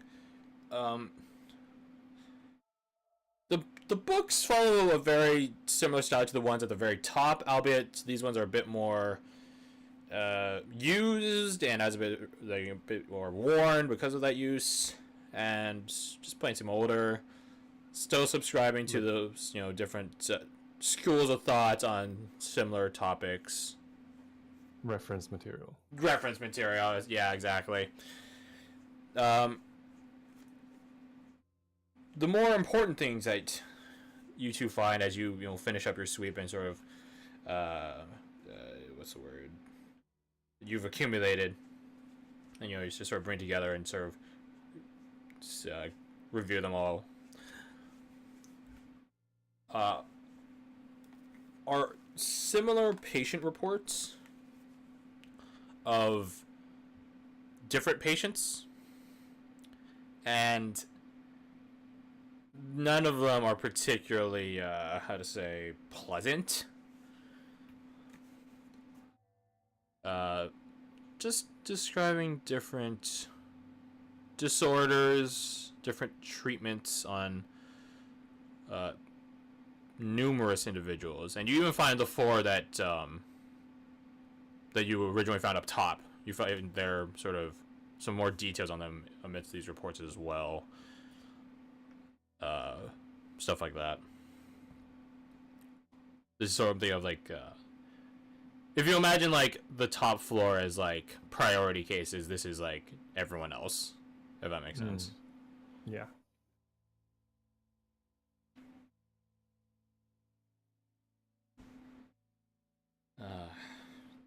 Are there any safes? Looking around, Cabinets? you do find some locked drawers in two of the offices, and then you do find an actual safe, like sort of built into the wall safe in one of the other offices.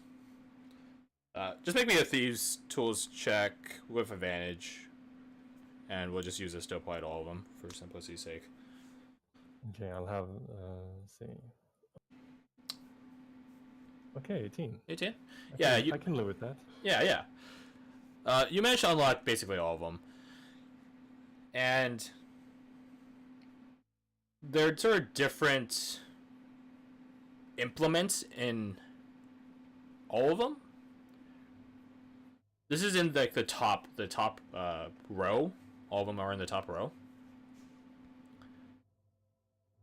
And it's an initial like glance, it seems like honestly like sort of like a sort of hodgepodge of random crap. But then like you and Owen sort of begin making connections, looking into the reports. Confiscated paraphernalia.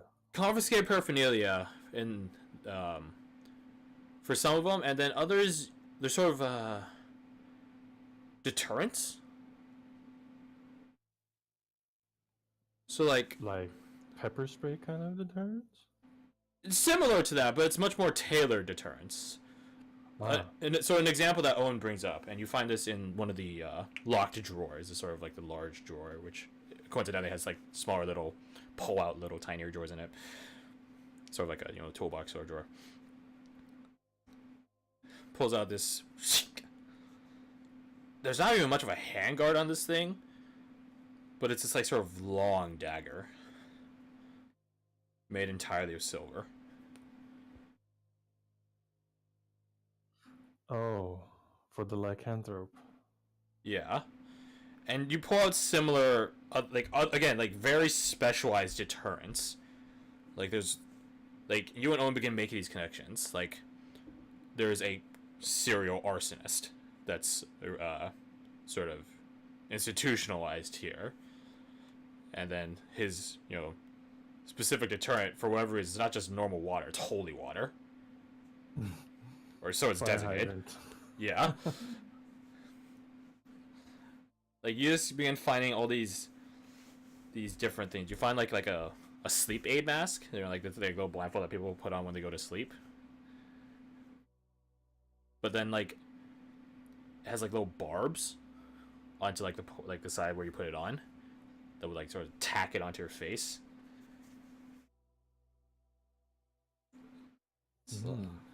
How vicious. Yeah, it's really weird. And one of the more peculiar ones that you find, and this is like one of the ones you don't really make a connection with. It's like a painting. It's like a really small painting. It's like so imagine like a default notebook is probably like half of that. Like a small cameo? Yeah, like a small cameo. And it's just the painting of woods. Like a tree line.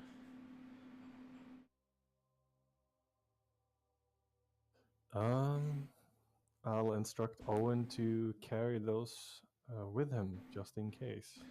You never know if we might need them, or if they might come in handy. Besides, that silver dagger looks valuable. It's like so.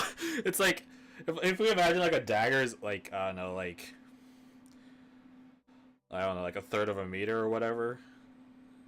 Then this thing's like so much long. It's probably like nearly double life. He just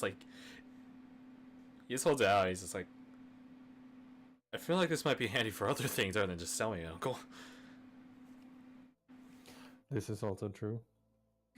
He sort of tucks into his belt loop.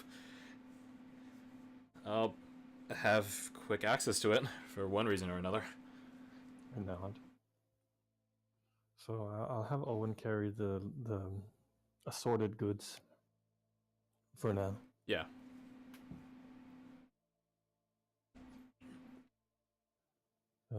If you don't find anything else, I will move back to the door I locked and put my ear to it and see if the sound has changed in distance at all.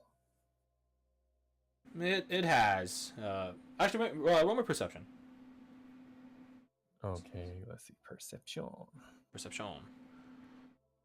20. Nice. So yeah, you note that the noise sounds farther away, but then you hear something closer. Something like a door closing, or doors closing rather.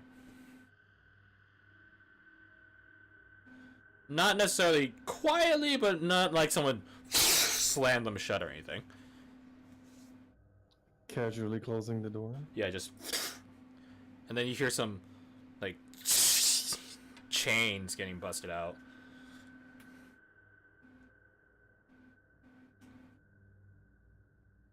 Is there a keyhole I can look through? There is. I will look through the keyhole. You don't. Some moment, like you don't see anything at initial inspection, but some moments pass, and you see sort of peeking out, like sort of around the corner. It's sort of like what you did up top, like looking around the corner, make sure nothing's in the central spiral, phallic area. You see like the hood of a seeker poke out. I will message that seeker. Wait a message. Inform. This is Aldric from before. We are currently behind the door, and I describe where we are in relation to him. Yeah, we should join up and join forces so that we can deal with whatever unpleasant thing is down south. We should also exchange information. You can respond to this message. You can respond to this message. The response you get is, God, happy to hear your live adventure. Would you? Okay, yeah, I see where you are. I think I see where. Likewise. This central chamber seems clear. I'll come meet over with you.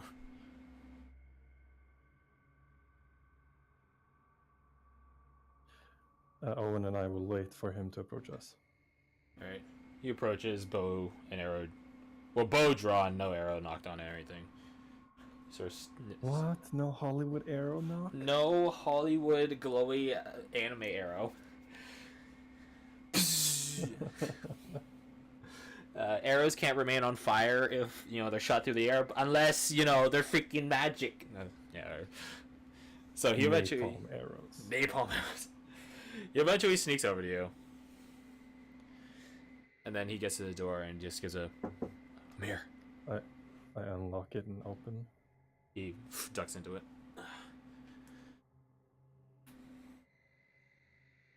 You note that his mantle is broken, and that he has a large gash, one large gash across like the where the upper torso meets the lower torso. Okay. Can you remind me how many cures were distributed between each of us? 2 per person, was it? 2 for each seeker, and then you have 4. Oh, that's what it was. Okay. And feels bad I didn't put Owen on this list. I knew I forgot someone. I always do. Oh my gosh, it's tampering with the... Oh my god. Pissing me off. I will have to fix this later. Also, caps lock is on. Owen also had 4. So yeah, you and Owen still have all of yours. Okay. I would message him and ask that he use that as the main means of communication, and I would ask that he recount his experience so that we can line up and get a sort of idea of what the timeline is, and also ask him if he has seen any of the others, and I make specific mention of Nevi and Hanoi. Gotcha. I woke up down that way, and he points back out the door towards the general direction of the place you saw him at. Just freaking stomping around. It was this big werewolf or something. Except it wasn't right. I've seen werewolves. They don't look like that. I almost snuck around the bastard entirely, then must have caught scent of me or something. He just leapt through the fucking air and just slammed down. I don't know. He saw my blood on his claw, but he didn't find me. Mantle got ruined. Managed to sneak away and, well, you see what happened. Bastard's quiet as a ghost, just wait there. I didn't see anyone else. There were a lot of other cells where I was at when I awoke. Picked my way out of one, looked into the others, all empty. I nod. I relay what we found about those 4 cases and the items we found describing the deterrence, as it were. Let me see that dagger. Oh, and pulls it from his loop and pulls it out for the Seeker. And the Seeker takes it. Alright. You guys wait here. I'm gonna go end that bastard. And he begins going for the doorknob. I put my hand on his shoulder. He stops. If vengeance is important to you, I will not stand in your way. I will let you be on your way, but I would first ask you if you have a desire to leave this place, find the others, Of course. and regroup. Which is more important? He looks down at the dagger and sort of waves it back and forth, pondering his options.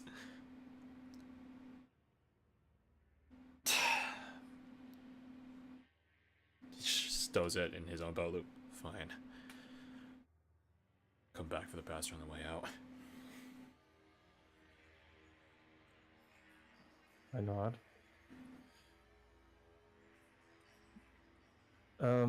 From my previous glance out the window, did we seem to be on? Was it possible for me to determine whether we were on the 4th floor or any kind of indication as to what floor we were on? Yeah, no, it'd be if not from your inspection or your look out the window, you could look down the central spiral staircase and sort of reckon. You were on the 6th floor. Okay. You're now on the 5th.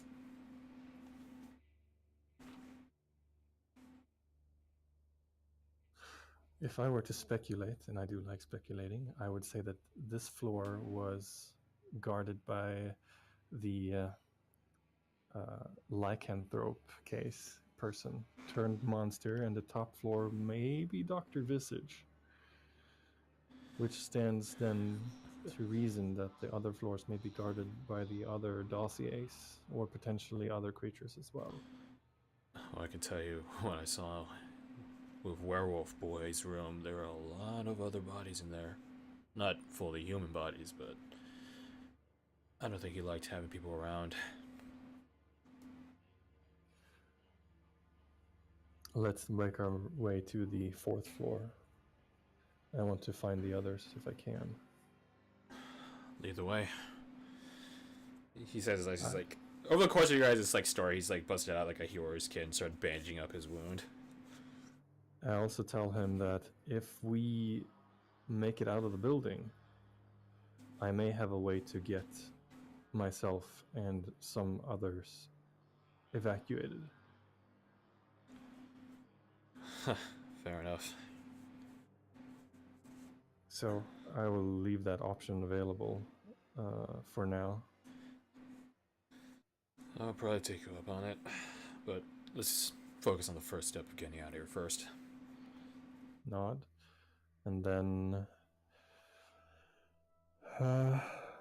I'll peek out and see if I can see anything, or if not, I'll motion for the others to follow and we'll head down the stairs. You hear the forceful steps of, the Woodwose patient. But he didn't seem to be coming closer or anything, and you don't know anything else outside, so you're clear. So you unlock the door and begin making your way to the central spiral staircase and begin stepping down it again.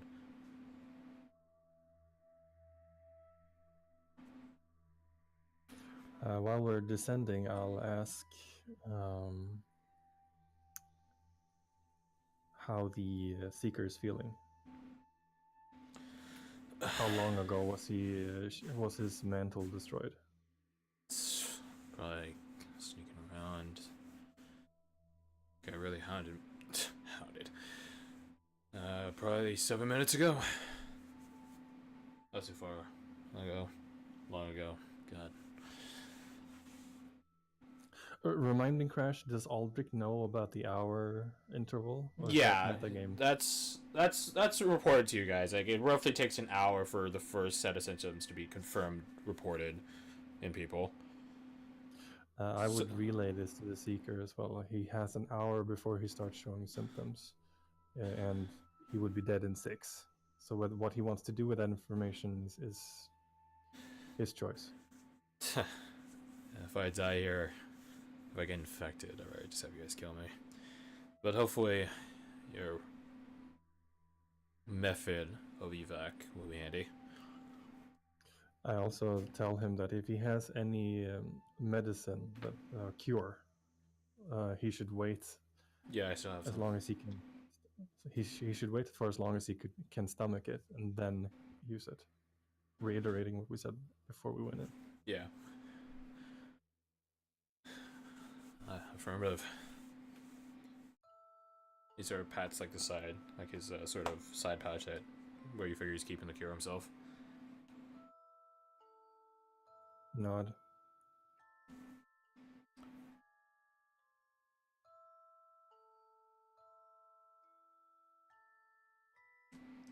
You guys begin going down from 5th to 4th floor, meeting a similar arrangement as the 5th, except there's have 2 doors and the main sort of downward passage is only 1 door.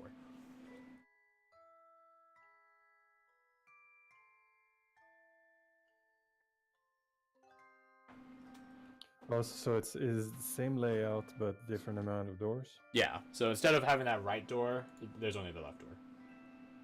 Oh, okay. So it's a passage down south and a door towards the west of the map. Yes. Trinkets, yes. yes. Suddenly Recris. He'd be pretty fitting in this ward, I think, honestly.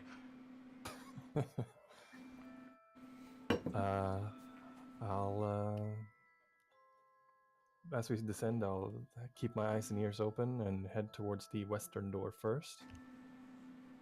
Alright. You peek into through the keyhole as you've been doing this whole endeavor. And it's just filled with gurneys. And you note is something of an incinerator room. A crematorium.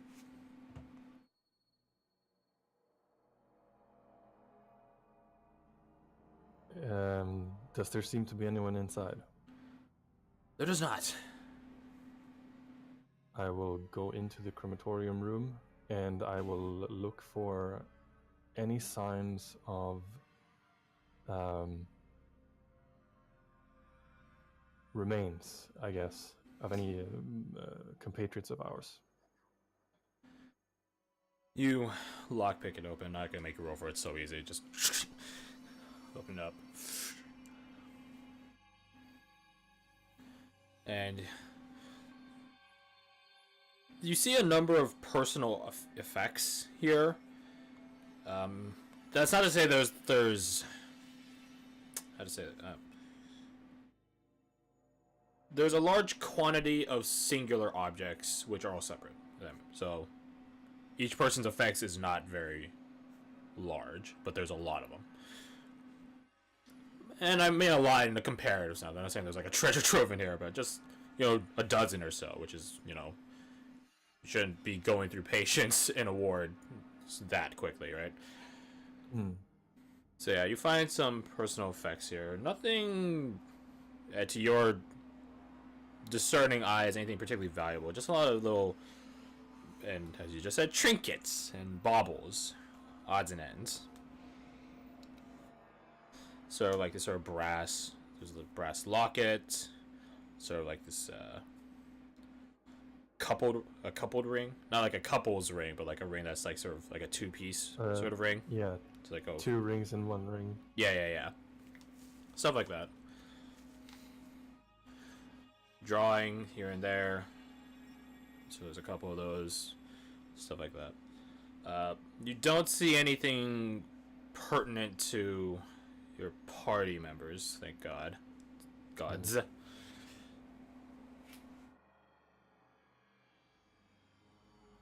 All right. With that information, I will do a very deliberate but careful exhale of relief. And then I will motion for my two companions to follow me, and make our way towards the central spiral. I'll peek out, check the coast, if the coast is clear, and then see if I can sneak my way south. Alright. Make me a stealth check. As Yes, I do the same for Owen and the Seeker.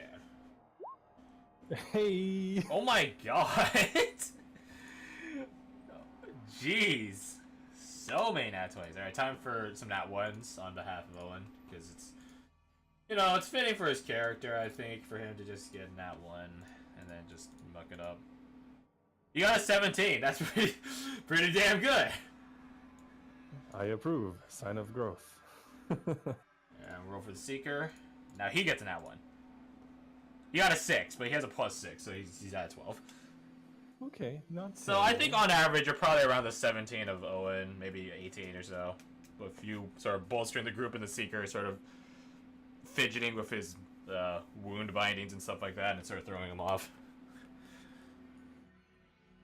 But you guys managed to, stealthily make your way towards and then down the southern sort of main passage. And the door for this one is just cast open. It's just open. And it's like a nightmare of a DIY, a do-it-yourself sort of place. Like, there's a lot of things here that have been taken apart or broken down and then sort of put together to sort of reconstruct different elements or different pieces of furniture. There's some things that are still whole because they still serve its sort of intended function, so like couches and stuff like that. Living room. Yeah, which is exactly how this place is sort of decorated. And yeah, so like it's really weird. Like a candelabra has been made from like the wiring racks sort of tacked onto surgical trays. The windows are sort of given curtains up top through the sort of privacy curtains. It's this sort of, it's like it very much is someone tried to transform a surgical space to a homely environment. And yeah, it's really weird. I will message Owen first, and then the Seeker, and I will voice my suspicion that this would be the domain of the patient referred to as the family man. Owen nods. Seeker responds. Affirmative.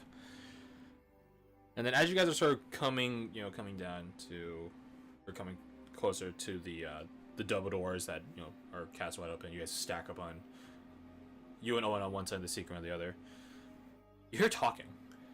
Sort of, it's like muttering, but like loudly. So yeah. It has the tone of muttering, but the volume of normal talking. And with halls like these, it's really easy to hear an echo. And it's accompanied by the sound of metal scraping its metal. And this voice is, weirdly enough, you're not that unfamiliar with these sorts of voices at this point. A voice comprised of multiple voices sort of speaking in harmony. Discordant harmony. It's not always the same amount of voices. Sometimes it's just one, sometimes it's two, sometimes three, sometimes four, sometimes five. But yeah. Sort of speaking, sort of this sort of initially feminine. Almost time for dinner. And then a male voice responds, I wonder what's for dinner. And then two, sort of a male and female voice. I hope it's something with a bit of bite to it. And then a fifth voice. I'm just happy for anything.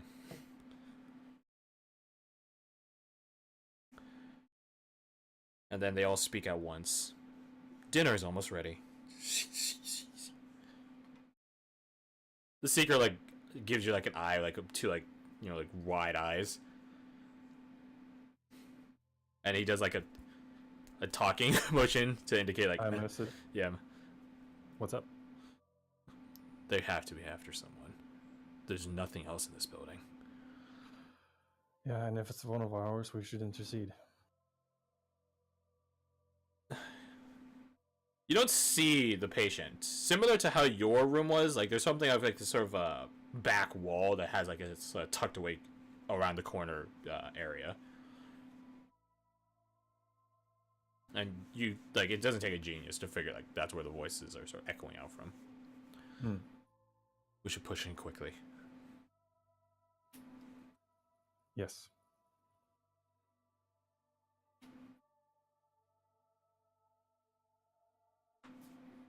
So, you begin stealthily but hurriedly going into this pseudo living room area. And then the three of you sort of go to the back and look around the corner of this sort of tucked away area. And it's a bit similar to that archive room you had up top, except it's just larger. It still has that sort of balcony, second floor area. But you see that this place too has also been transformed. On that balcony area, there's a bed, quote unquote, made of several cots and stuff like that. Cots and graves just sort of pushed together, and that just occupies an entire section of that balcony area. Like a sleeping alcove. Yeah. A loft bed. Yeah.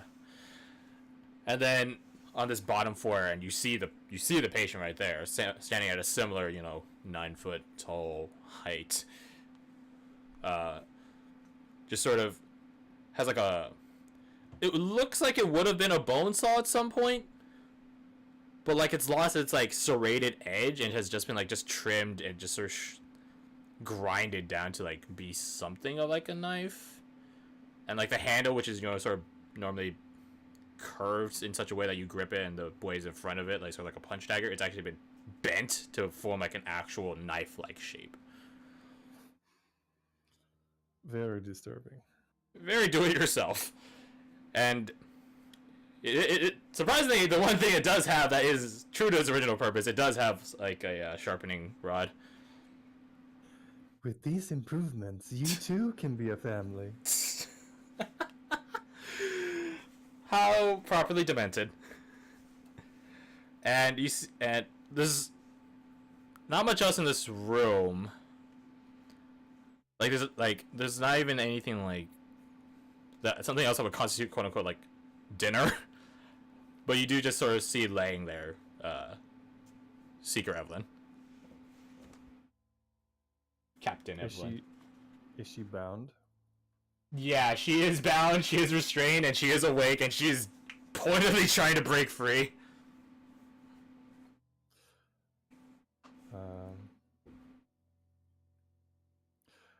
A cursory glance at her shackles. Do they seem like the kind that I would be able to free her from? Yeah, they seem like actual like restraints, like full on restraints, like for like someone like having a seizure or something, like just leather strap restraints, but a lot of them. Okay, so a sharp knife or Vanadis should be able to cut through those. Yes.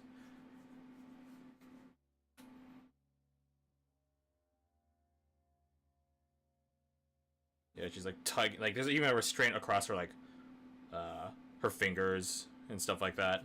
It's really specialized restraints. She's also gagged. Yeah, she's just pulling like desperately trying to break free because obviously we sort of can figure what's gonna happen next. Okay, this is gonna go fast. I will. How far away is she from me? From the exit of this corridor area, the little tunnel area, and then the main room itself, close to the door, probably like 60 feet.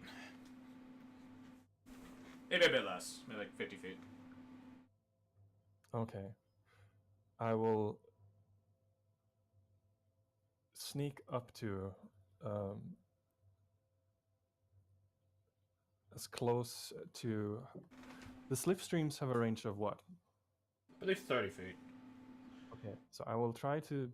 I will say like the way this room is laid out, like, yeah, I'll just draw it. Fuck it.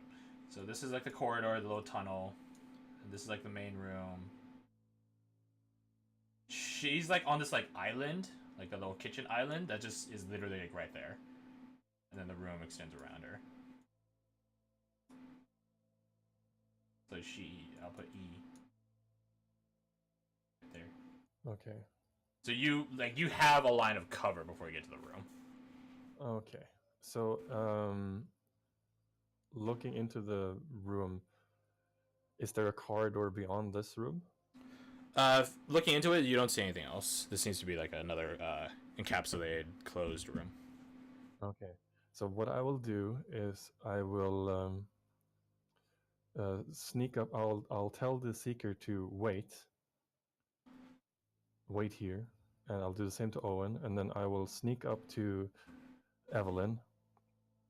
I message her as I do, tell her who I am, and I tell her that I have a plan, but she can't make noise. And then I will move up, and I will attempt to cut her restraints, and then I will twin cast invisibility on the two of us. I will say, from the Seeker's perspective, he does have like magically enchanted arrows. He has a paralysis arrow, an obscurity arrow, which is like it just casts like darkness on a place. Shackle arrows, but he says that this is for multiple targets, not just one, and then a hardline arrow, which is meant for stopping a single target. Okay, maybe we might not need those. I don't have to twin cast because will be casting at a 3rd level. I just realized, but I will subtle cast it, which means I don't have to use any verbal or somatic components. So it will be quiet casting. Okay. So you sneak up to her, message her, and she gives a very emotionally drained response. My life is in your hands, adventurer. Be ready to move quick. I cut the restraints with Vanadis if I can, and then I will be casting invisibility at a 3rd level. Yep. Which affects the both of us, and I will be spending 1 of my 3 sorcery points to do it subtly. The 2 of us will turn invisible, and I will help her off the table and will move to rejoin the other 2. And then hurriedly make our way. I'll tug on Owen's clothing to indicate it's time to move toward the spiral room. Okay, so you just sort of try to stealthily book it out of here before that is notices. The plan. Okay. I suppose, obviously no rolls need to be made for the magic casting, but roll stealth with advantage as I do the same for Evelyn.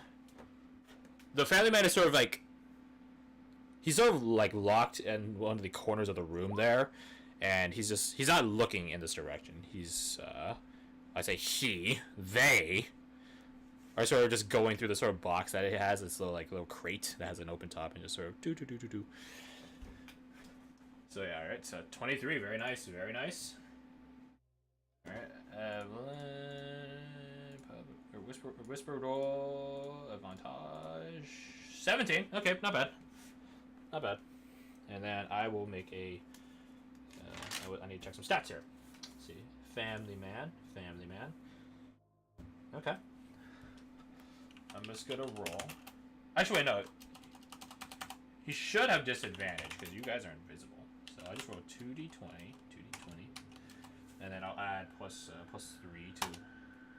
Yeah, no, highest, like lowest roll 7 plus 3 is a 10. Yeah, doesn't even see you, hear you, nothing. So you two, while invisible, begin making your way out. The Seeker, as you are coming back down that sort of bottom tunnel back to the central living room, quote unquote.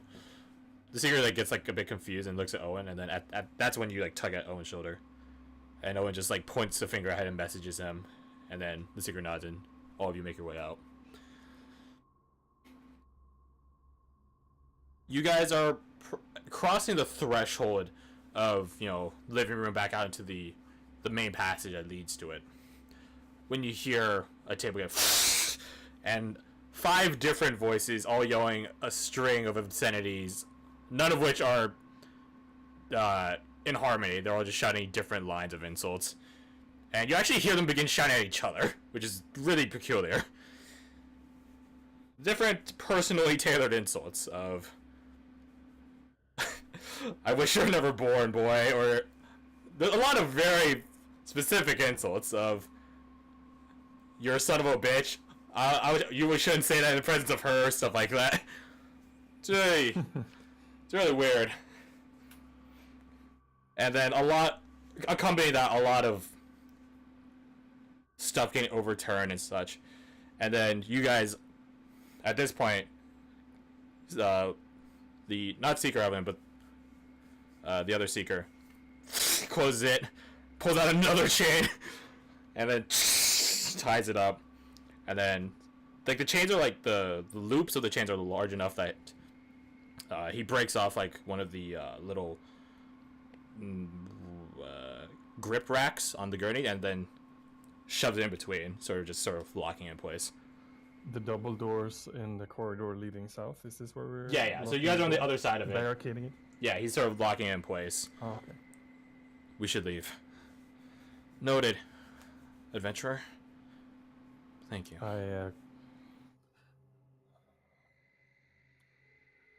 I would hate to leave someone in that mess. She is rubbing her fingers where they were restrained, sort of across the middle third of them. She didn't say anything. Captain, we should get out of here. One of your finer suggestions, Nevin. One of your finer ones. I message Evelyn and inform her of his condition. I saw on our way out. I also mentioned that I'm looking for the others of the group. And I ask her if she's seen any of them. She messages back, responds, "I'm afraid not, but you can rest assured that I don't think anyone fell to the appetite of that creature." I give a sigh of relief and motion for us to head down the spiral staircase onto the 3rd floor, I believe. Yes. You guys are hurriedly going down at this point to make sure that Family Man doesn't catch up to you. As you're making your way down, you do see that a creature is actually already out in the central staircase area before you fully progress down. I'll hold out my arm to indicate that we should halt.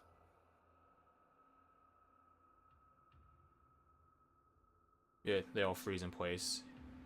So basically, you're sort of, if you look at the map, you're sort of on the upper part of the curving of the staircase, and the creature is, I'll draw in red because that would make sense. Is right here.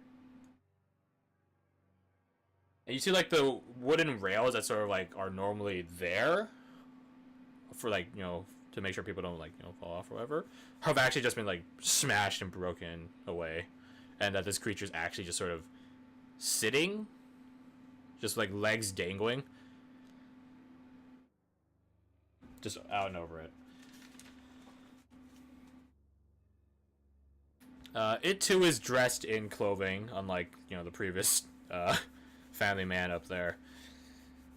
Long, loose, tattered clothing. It's almost like a straitjacket that's undone, but you can tell it's not a straitjacket. It's just that streaky of attire, that sort of shredded ribbony of an attire. Has a very elongated face. It's almost I don't know, probably foot and a half, just long. It's just really elongated face, and has his 2 eyes, which have a lot of bags under it. And you hear it heavily breathing, and it's muttering to himself, "Stay awake, stay awake, stay awake, stay awake, stay awake." And it has a sort of guttural, sort of visceral, just tone inclination to it. It doesn't sound human fully. There's still parts of it that sound human, but you can if you heard that when you're walking around, your first immediate image wouldn't be this person's human. I will message Owen and ask him to hand me the barbed. What did you call it? A sleeping. It's a sleep mask, yeah. Sleep mask. Stay awake, stay awake, stay awake, stay awake, stay awake. And then with Mage Hand, I will attempt to sneak it over his head and then sort of plaster it over his eyes. Roll me. This definitely requires a roll. There's Mage Hand for reference. Yeah. So might have to get closer. Yeah, I think. Yeah, you probably got to get closer.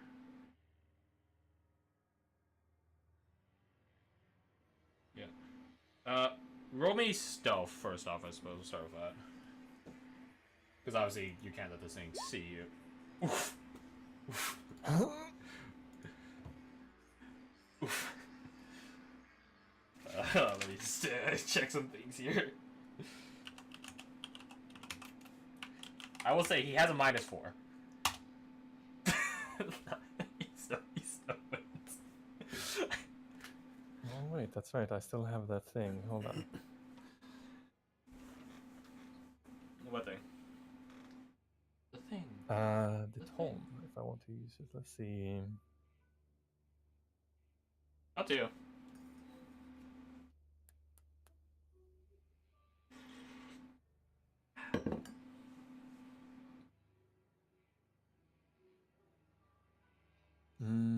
No, I'll. I would say that you leave it to the fates. I'll leave it to fate. Okay. Not gonna lie, it's very interesting. Like, you begin sort of sneaking down to get closer, but remain hidden. But then just straight up the creaking of the wooden structure is what does it to you. And you feel like, God fucking damn it. God's fucking damn it. Hello? Is someone there? You hear the creature get up. Stay away. Please.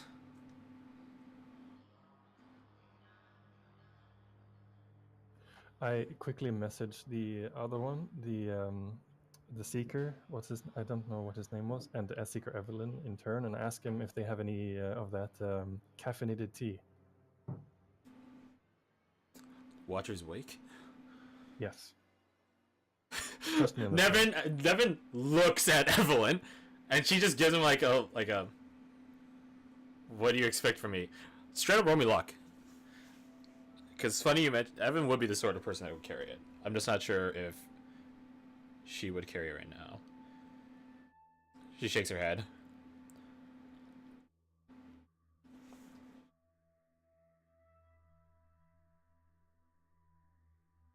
Hello?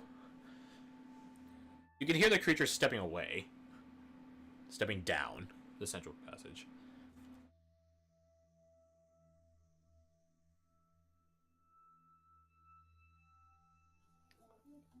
If that is what I think it is,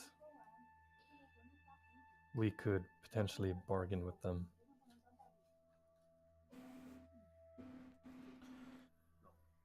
And I retell them the information in the dossier about the violent sleepwalker. Yeah, you trim it down a bit. You trim it down. The essentials. Yeah. The Seeker is like checking his like arrows, and he like holds out like this sort of very, it's like gray but sort of tinted blue arrow. Hardline arrow. We'll drop into a spot if you want to negotiate with it.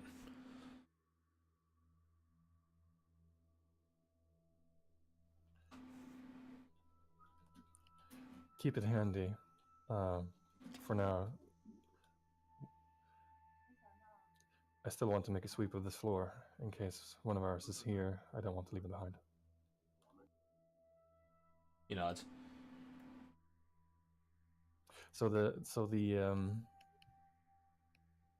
creature, he walked south. Yes. yeah.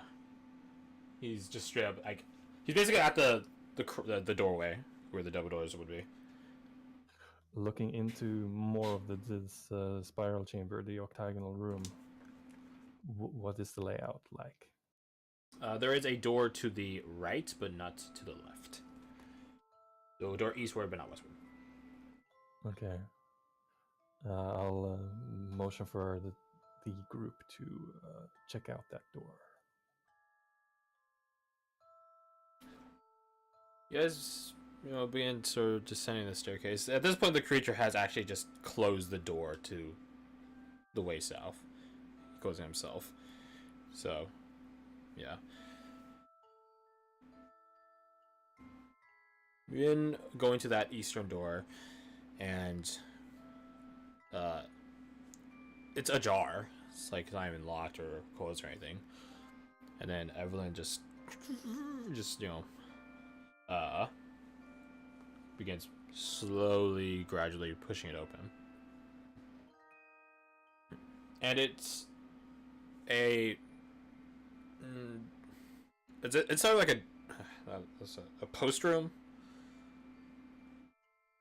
So like there's a lot of different little relatively small wooden boxes, sort of like for mail and such like that.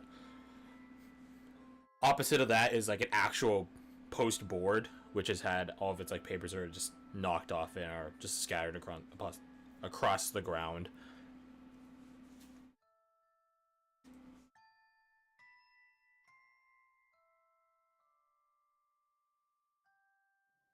This too is a contained room? Yeah. It's very small.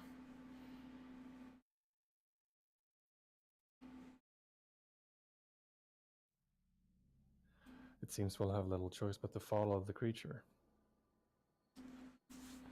We could just sneak around it. Yes. Well, it seems much more conscious of itself than the other one. Unless that is a ruse. It may be a ruse. Which is why I would support Seeker Nevin's recommendation. Then we are in agreement. That's a first cap. Shut up.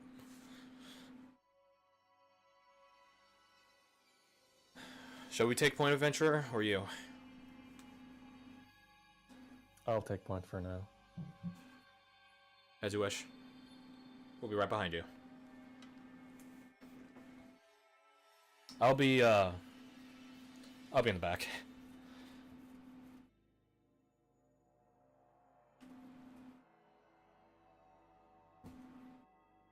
Alright.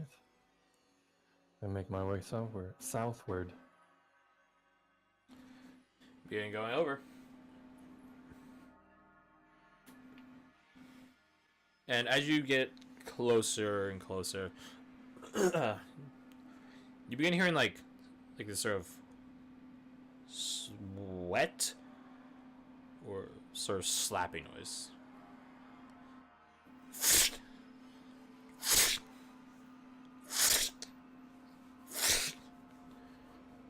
And then like the two seekers turn to look at each other.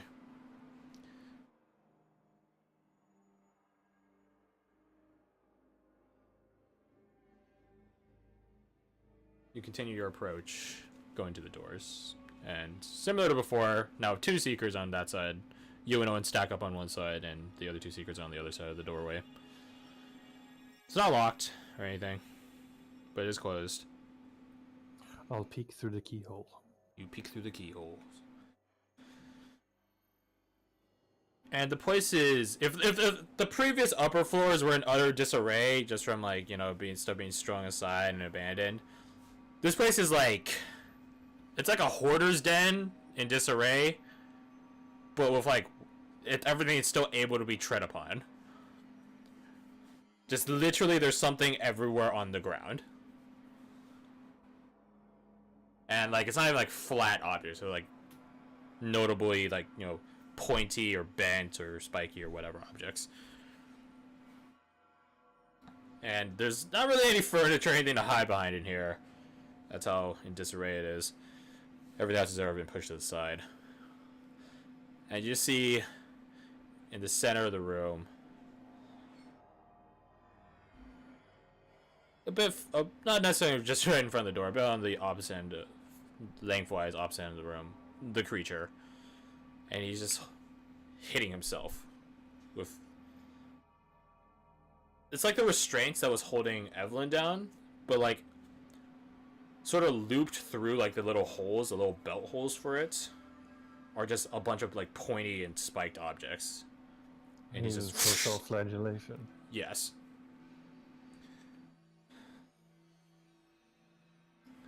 And he's just... You hear him muttering to himself.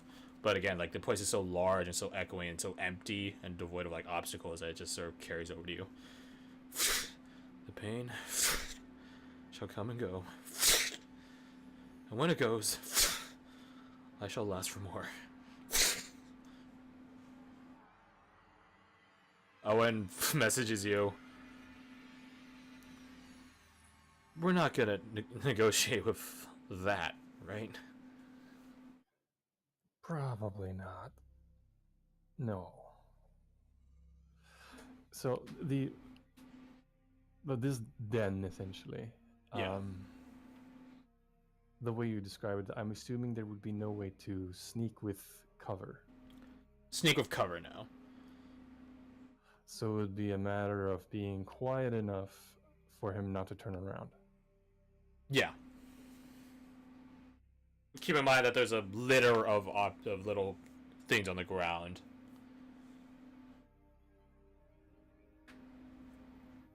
I'd say you probably be able to mage hand him after like 45 feet of travel, I guess, crossing With with the mage hand. mask.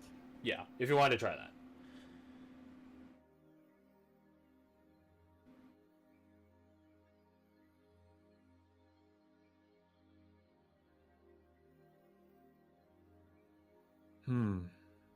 Analysis paralysis. Give me a second.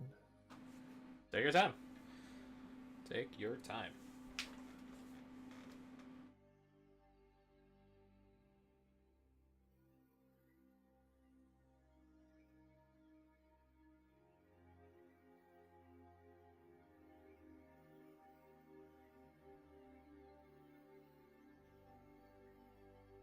How far across is the room?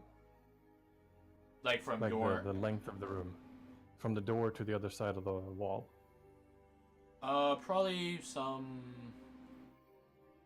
100 feet, 90 feet. 100 to 90 feet. Okay. We'll just say 90 for simplicity's sake, because numbers in D&D go by 30s usually.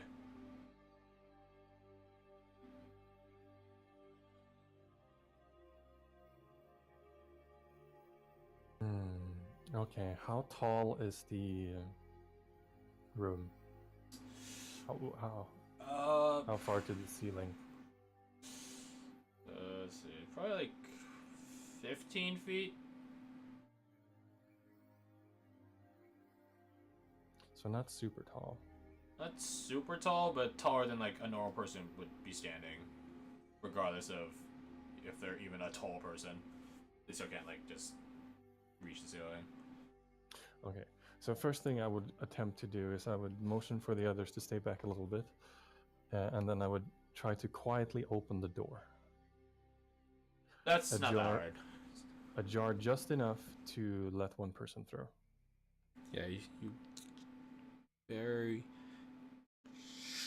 and then open it up and just have it barely wide open enough to slip in. And is there another door beyond this room? It follows a similar architectural layout as the previous room, so there's like that far wall and what you assume is like a tucked away area behind that far wall.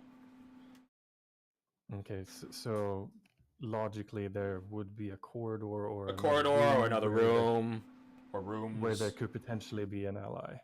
Potentially. Okay.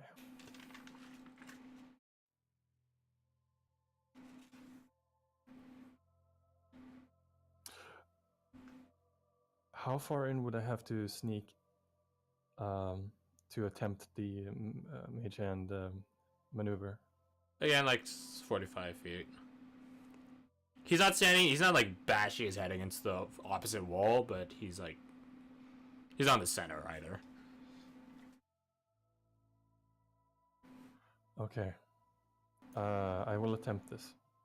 I will attempt to sneak far enough into the room to mage hand the sleeping mask onto his face to cover his eyes. Roll me stealth at disadvantage because of all the shit you had to traverse through. Okay. All the little bits and baubles left on the ground that you either have to crunch stepping upon, or find some spot to not step on any of it. It is also, I will be upfront, my intention is to use these slipstreams to get out of the room should this fail if I notice him taking any sort of hostile action. Okay.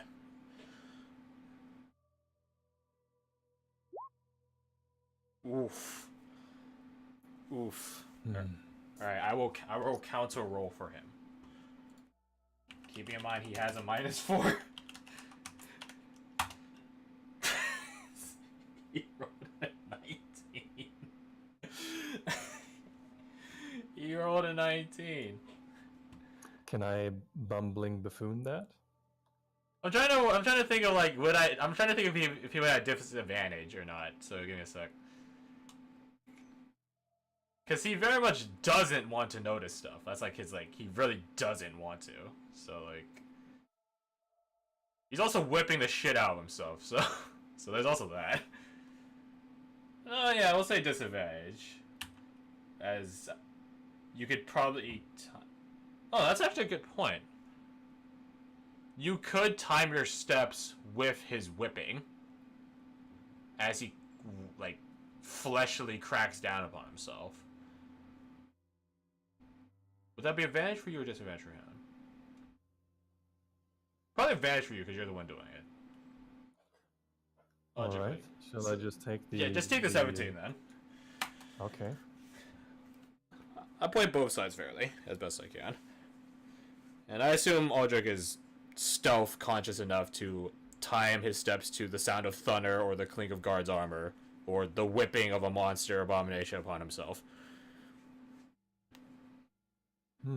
Yeah, I should have thought of that. It's fine. I try to make logical assumptions for everything. So yeah.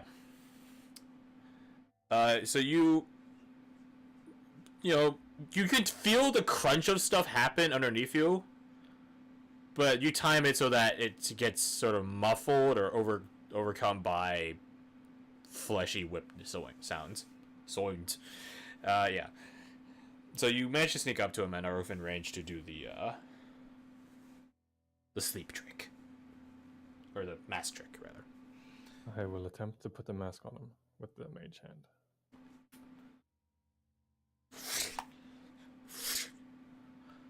You manifest the mage hand next to you, provided the mask, and it sort of astrally floats over above where the creature is.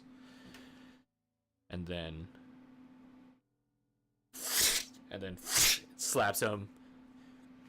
You can even see from where you're at, like a little, like those squirts or little drips of blood begin, like sort of pouring down, like sort of the side of his very elongated oval face. And then he just shouts, "What's this? I can't see." And then he just sort of begins. He stands up and he sort of begins, like, sort of. It's like a blind man trying to ward off an attacker. You know, it's like he just sort of begins waving his, like, sort of flagellating belt around in the air. I'll try and match his steps and make my way toward the opposite end of the room where I came from. Yeah, roll me. Are you trying to do this stealthily? Because he knows you're here in technicality. So, if you want to do this quickly or stealthily? I will try to do it in such a way that he can't tell where I am. Okay. Roll me stealth then. Just straight stealth. Because now he's actually stomping. Oh, 23. Yeah, definitely works. Yeah, he's just stomping around now, so it's not that hard to. He's like match his steps, his crunching of stuff, and plus he's also kicking stuff out of the way as he's stomping around. And you know, you eventually cross the other side of the room as he begins flying around, sort of where the center is, and like sort of failing to pull off this mask, which is sort of like barbed and hooked onto his eyes.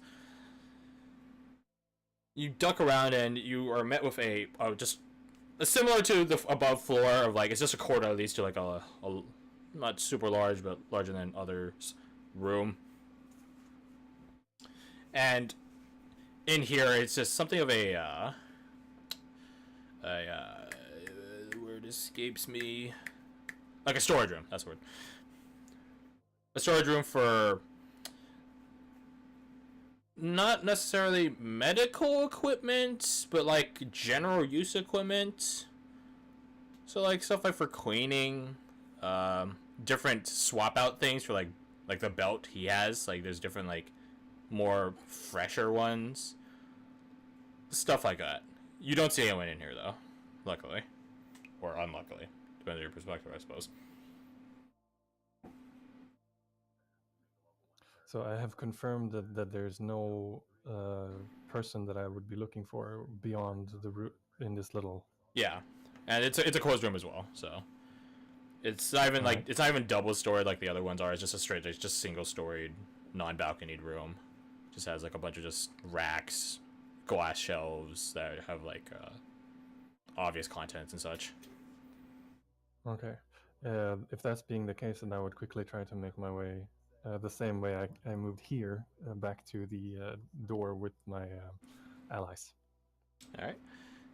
Well, we'll keep the 23 in stealth because we've literally only used it for like 3 seconds.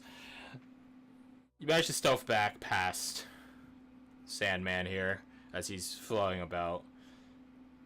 And then... Sandman, that was the moniker. Yeah, Sandman. And then he eventually pulls off the, barbed face mask. Eye mask, rather. And so it drops on the ground as you are literally closing the door behind you. And just... No, that's way too loud, but...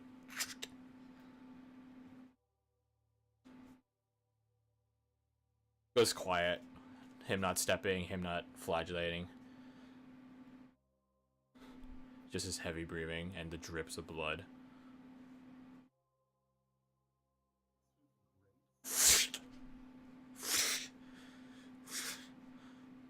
Come and go, come and go, come and go. I make an ushering motion for the party to leave. Yep.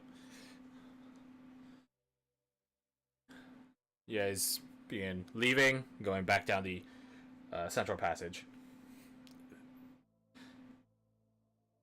And then you're back at the spiral staircase, where Secret Evelyn does like, she tugs at your cloak and does like tugs at the ears and like a talking motion. I message her and ask her what's up. Did you find anyone? No, it was empty. No bodies or anything, right? Only storage. Belts. The kind he used to hit himself with. Noted. Well, I suppose we're done. As she says, you guys are just sort of descending. So like, the first and second floors are sort of one combined floor. In terms of like, Okay. just because in terms of height, it's 6 floors up, but it's just a really fucking tall first floor. Oh, okay. Interesting. Yeah, it's really weird. There's a Like relatively grand reception hall. Yeah, basically. It goes from like this sort of surgical and almost dour, still pretty ornate for a mental institution, to like just straight up like something a bit ritzy, a bit classy down here. It's really weird. And it honestly is just an empty reception hall. There's like a cork desk here and there, some postboards scattered on the walls, windows that sort of showcase all around, a back door area and a front door area. By back door, I don't mean like it's like squandered away, like hidden back door. Like it's a pretty obvious back door, like grandiose, tall double doors to a back way area. Okay, so if I recall, there has been one individual where I was kept, which I assumed was Dr. Visage. There has been the werewolf on the floor where I met the Seeker. The family man was on the floor where I met Evelyn. Yes. And then the Sandman was on the floor we just came from. Which had nothing. Or no one. Nothing. And this will be the bottom floor, so to speak. Yeah.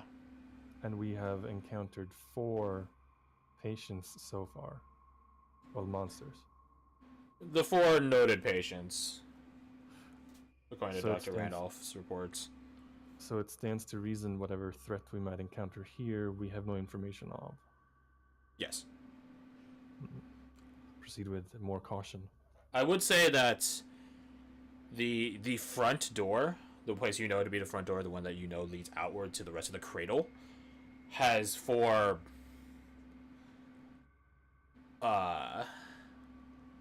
infested, sort of creeping through the very woodwork of the double doors, locks on it, nodes.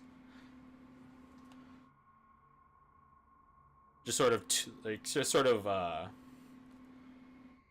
two on each door.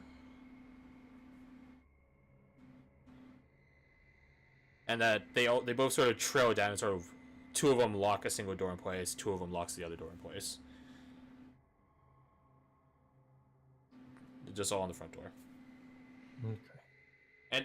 And something to note, like, for the most part, this place doesn't look infested. Nowhere near to the same degree as the rest of the town of Devros. Sure, there's some spots here and there, but other than that, it's pretty clean. pretty bereft of any corrupting influence other than the creatures. So that might be a small saving grace for our wounded seeker. Indeed. For the optimistic adventurer. For the optimistic one. Okay. So, as we begin to descend the stairs, we see the doors leading out, and what else? You see the doors leaning out, the sort of... It's like 3 receptionists, like, clerk tables sort of pushed it, like, combined into one, which has, like, 3 bends to it, stuff like that.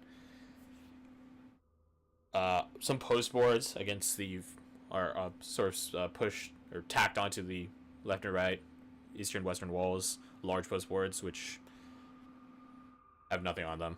And then front door, which is, literally infested, overgrown, like a cancerous growth, and then the back door.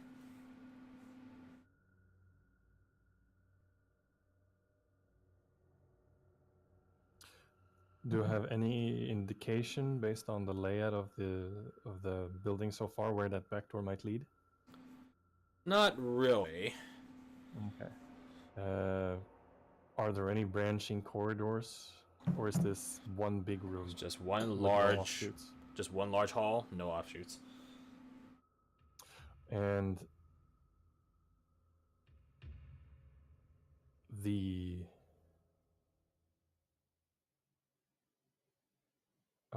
what do you call it?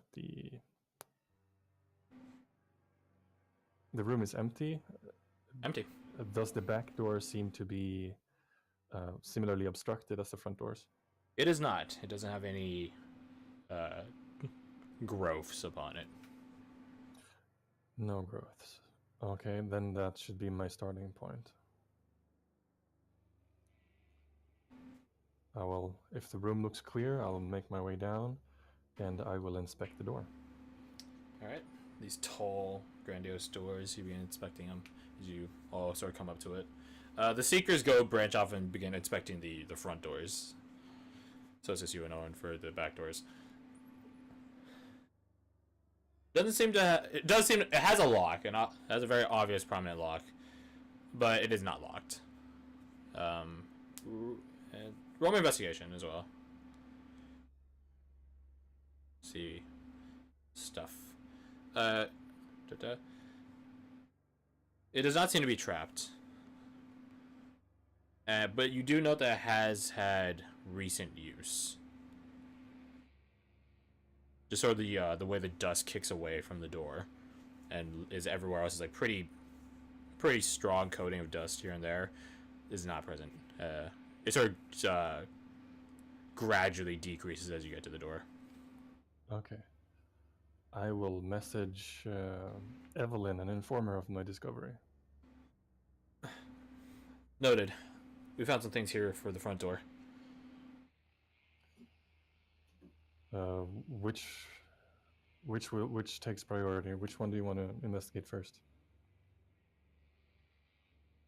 I'd rather investigate the front door so as to not be stuck here if something stirs in the back door. Shall I? How about this? You and your colleague can investigate the front doors, guard it if we deem it necessary, while I inspect the back one, and we regroup here within as short a time as possible. We'll be here. Come back whenever. It's not like we'll be leaving the front door anytime soon from the looks of it. Noted. I'll see if I can see a way out. See if you find anyone else. Yeah, that was my intention. Best of luck. Good hunting. You as well. I don't want to take any chances, and I've been cautious so far, so I will motion for Owen to step to the side of the door. He does. And I will try to use Mage Hand to open this door. And I will before that, I will step to the side as well. Alright. So that no one can see us open the door from the other side of the door. Roger. You begin opening one of the doors, just sort of cracking it open. These large, tall doors. Do you want to open it up like all the way, or like just a little bit? Ajar enough, wide enough for one person. Okay. One person to easily, go through it and not have to shimmy through. Yeah. So you open it up. Peeking through, you're met with the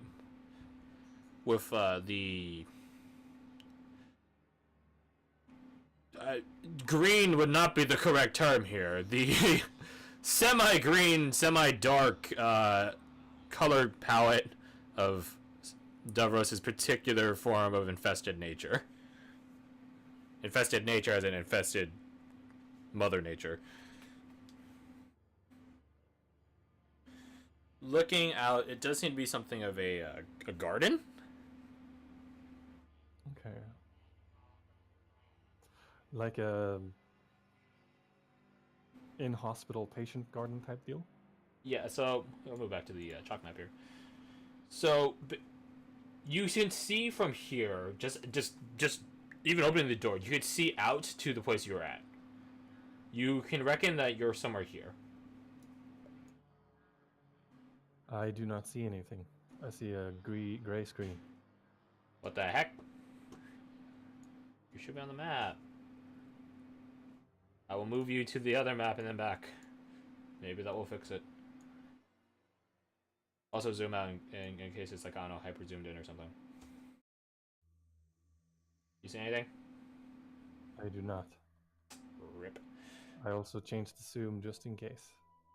Mm. You want me to re-roll? Reload? Yeah, try reloading, maybe that'll fix it. Turn it off and turn it back on solution. Classic. Yes. Reloading. But yeah, as you're reloading, I'll just continue to describe it. There is a very tall sort of metal pike. I guess it is a pike. It's got pointy bits on the top. Fence, like really tall. I'm talking like 20 feet or so. Taller than the rooms you're in. Yeah, really tall and not fully gridlocked, but like just sort of woven in between gridded fence, and then this sort of leisurely, quote unquote, garden area. Do you see the map or nah? I see the main page map with the city. Okay, cool. So look at where the cradle is, and then you're sort of situated here. Oh, okay. So you have this outlook of like the nature area that you had probably been traversing in when you guys were coming to the place.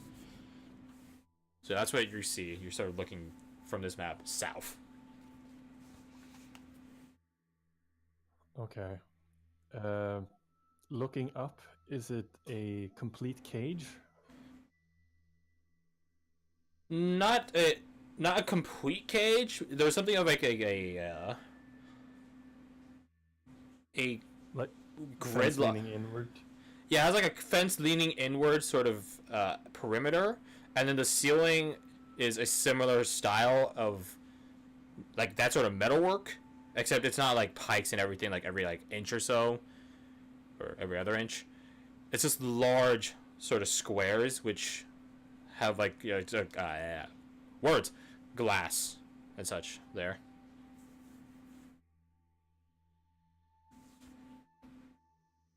But it does form this sort of like encased area which has like a little bit of a crack in between where the glass roofing nearly comes into contact with the curved inward fence perimeter. Okay. Would a person be able to fly in and out, or would they have to destroy the glass? You'd have to destroy the glass. Okay. Yeah. Okay.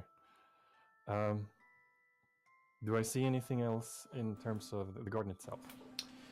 Just hedges, some little island planters here and there. A setup table alone off to the far side next to the perimeter wall.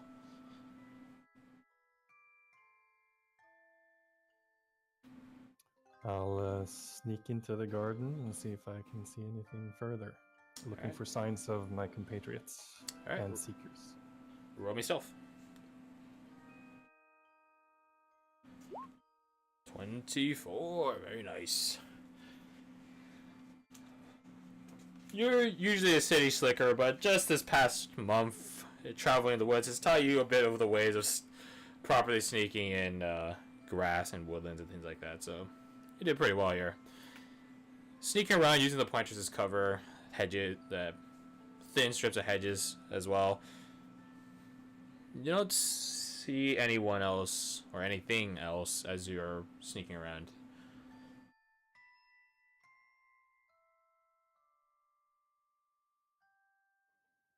I'll see if I can get a grip on the perimeter. See if these, if the fence is all encompassing. I'll look for any sort of Breaks. breaks and gaps. Yeah. Yeah. Or if one could be made. You don't know any gaps or breaks. It seems this is one of the things that does seem well maintained. In terms of whether or not you can break it, you figure you probably can, although it probably will take a bit of straight up brute force or some implementation of magic to weaken the metal. And noting that the perimeter itself, like, it overlooks like the cliffside down to the loggers' burrow. So there's probably a little bit of shimmying room out there. But it's not like you'll be walking around, if that makes sense. Okay. And so my mental image of this is a cutout, essentially, where the building is otherwise occupying most of the space. Yeah. On a cliff. Yeah. And behind me, where the door is, would be the building. Yes. And it would be...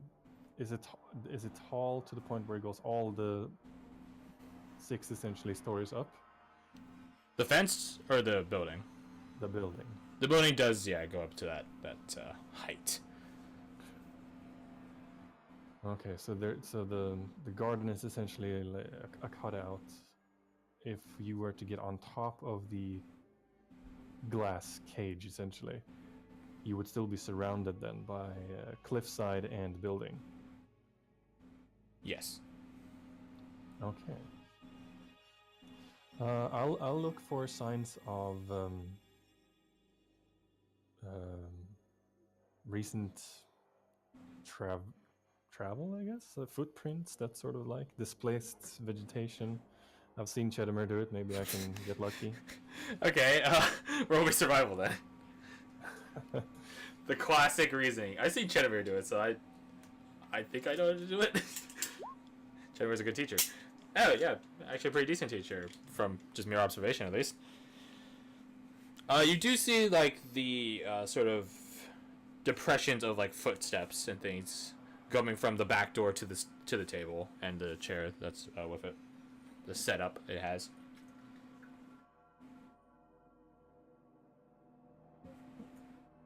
Okay, I will follow. It leads to the table. Yeah, it just leads to the table, and then you figure someone sits down and just sort of leisurely sits there, I guess. With a 17, I will tell you it is very recent. Probably like in the past 24 hours. Okay.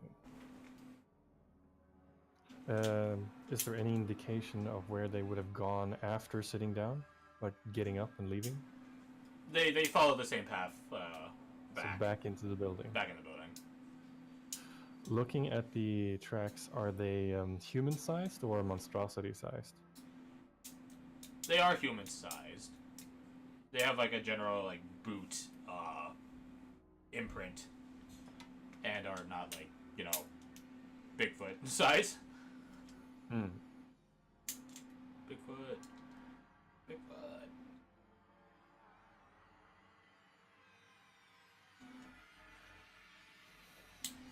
Looking out through I'll stand up. I'll walk to the edge of the what do you call it? The grate, Yeah. The metal bars. Yeah. Can I look out and see how far we would have to go on the outside in order to get around the building?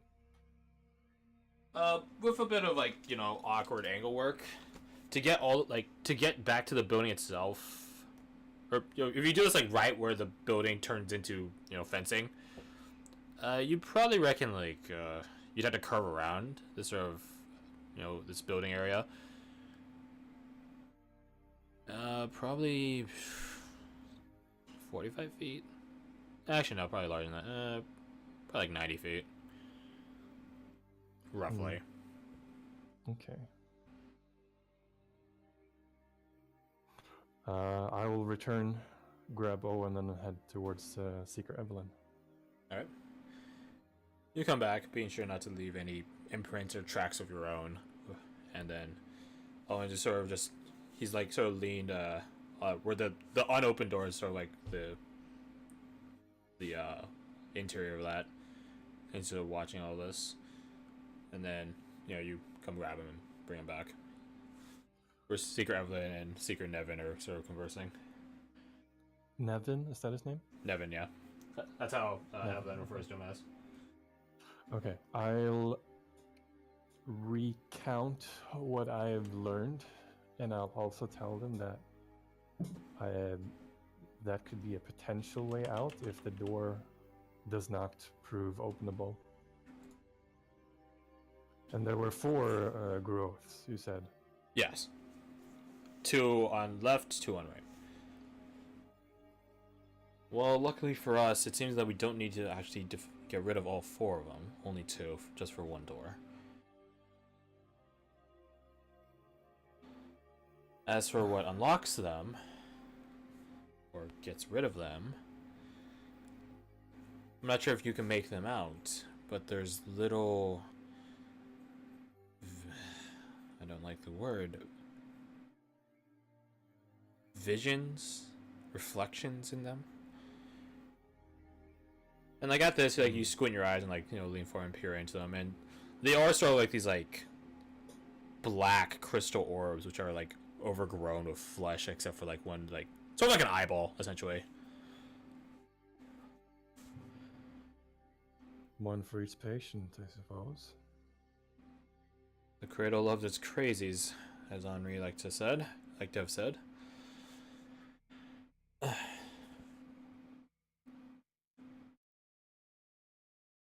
You feel as you when you look at it, squinting. Each sort of reflection gives you a bit of an unsettling feeling, and you go. It's never become a full threat, but you do get the feeling it just sort of wants to lock you into gazing at it. But again, not to the point where it becomes a threat. You can easily pull yourself from it. And each one has a different sort of visage. I shouldn't say visage. Vision. That's the right word. One of them is simply a pen. One of them is the image of fire.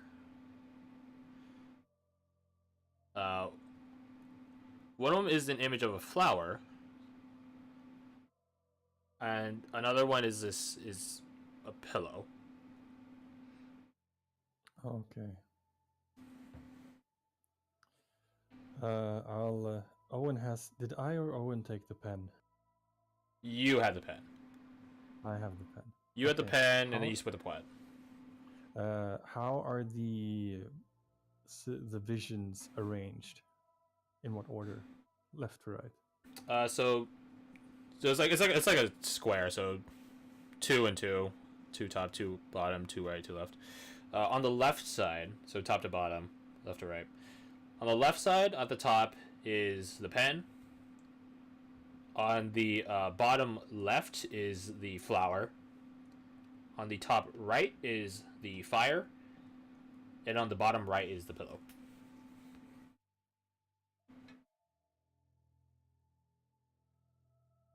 Okay. So... Pen and flower, pillow and fire. Fire and pillow, but yes. Fire and pillow, pen and I flower. will tell you that necessarily the order of them doesn't matter. Just that which one's on which door.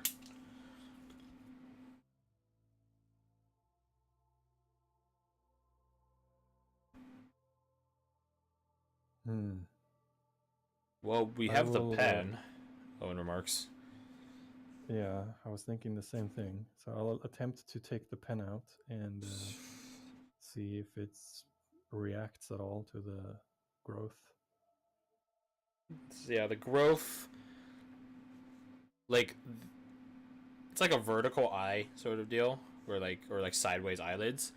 The sort of fleshy growing bits blinks, and then in its place is an eyeball, Eye of Sauron style, and it just looks at the pen.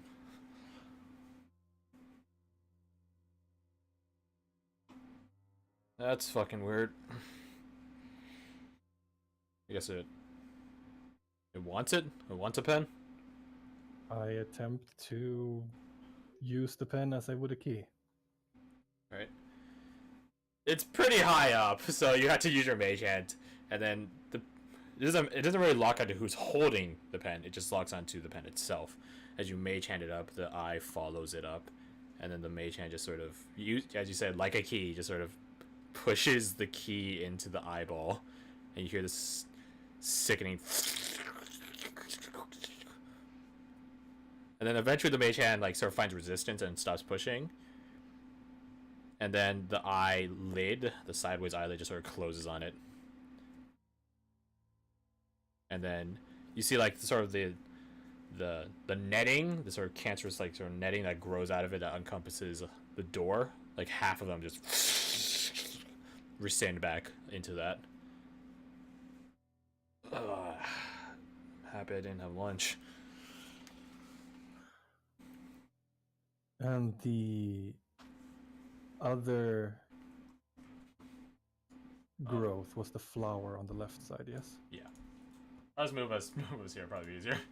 No, I see the map. Yay. Yay. Delete it all. Delete it all. I'm just gonna use text. Screw it. So we have. Well, I'll make this red because you're. So I can't recall, but I tasked Owen with carrying most of the paraphernalia, I suppose. Yes. So it would come down to what objects he carries on his person. Because I did get. I will say, because we're here to tell a story, and all that shit. That the items by which you use are not necessarily something you have already collected. Okay. Also, these shouldn't be. These should be white. There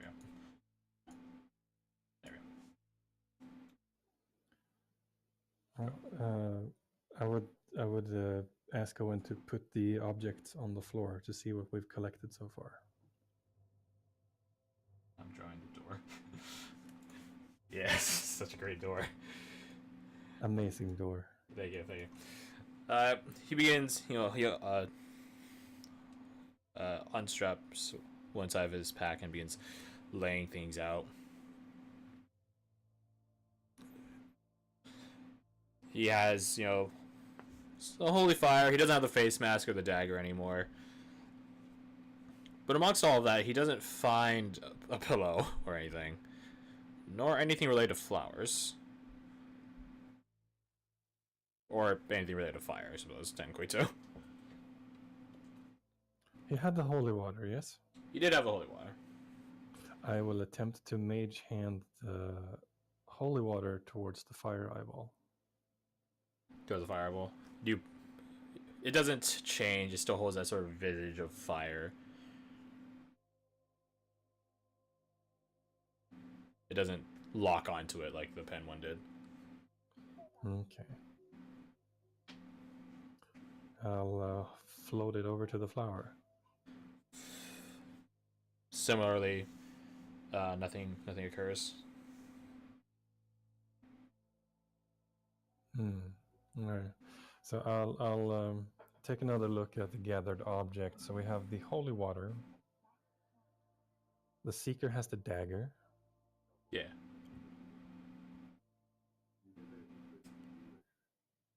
And Owen has the dossiers. Owen has all the dossiers, yeah. So I would try to dig his brain. Well, Owen, what do you make of this? Do you see any connections? He gets like a askance look at. He's like,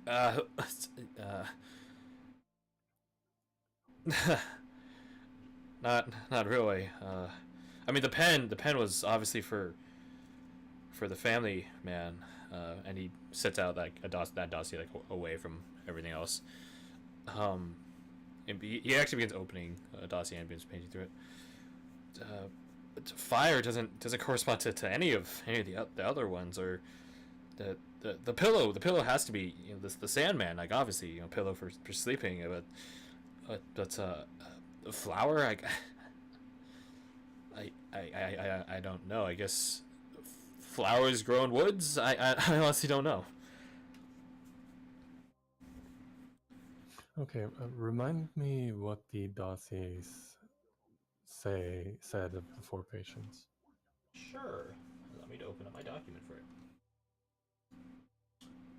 I can actually just read it word for word, but that'd be a bit of a waste of time.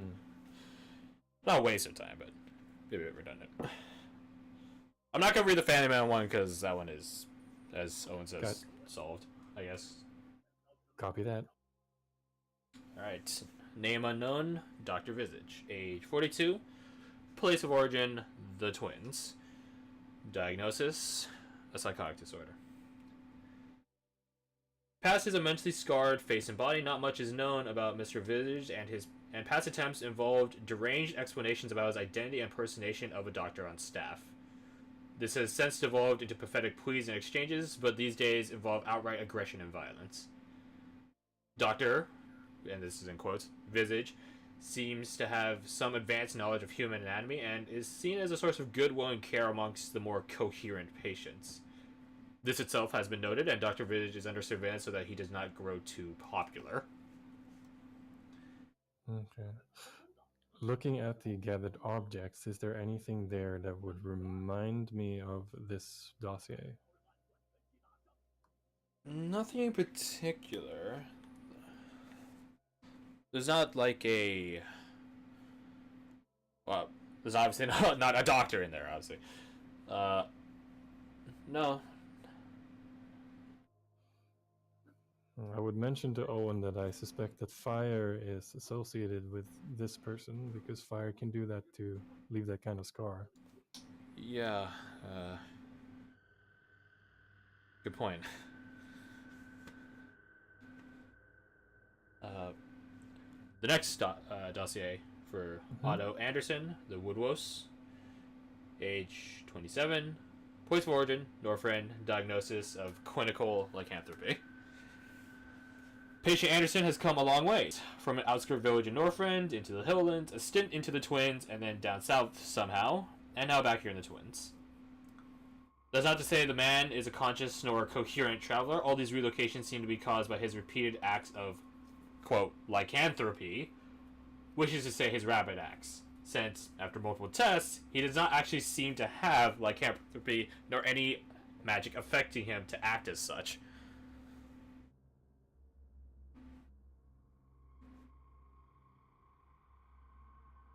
Lycanthropy. If Dr. Visage is fire and obviously Sandman is pillow, that means Flower has to be a werewolf here.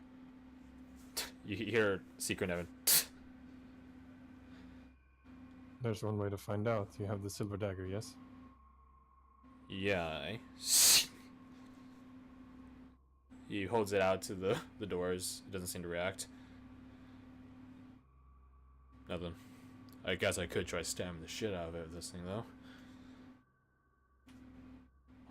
I'm not sure I'd recommend that, Nevin. We don't know what sort of defense systems those things have. Fair point.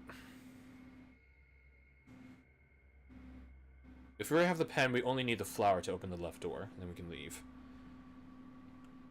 Why not open all of them? Too much time, Seeker. Too much time. And we have to find the others.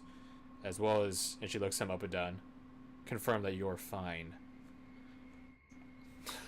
Oh, Cam, don't make me blush like that.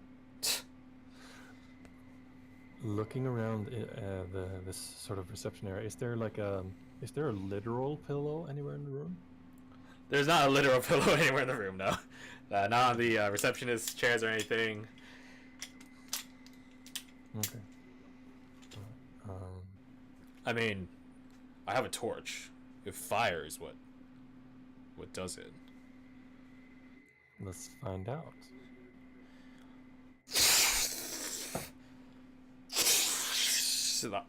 Blinks and the eyes lock on it.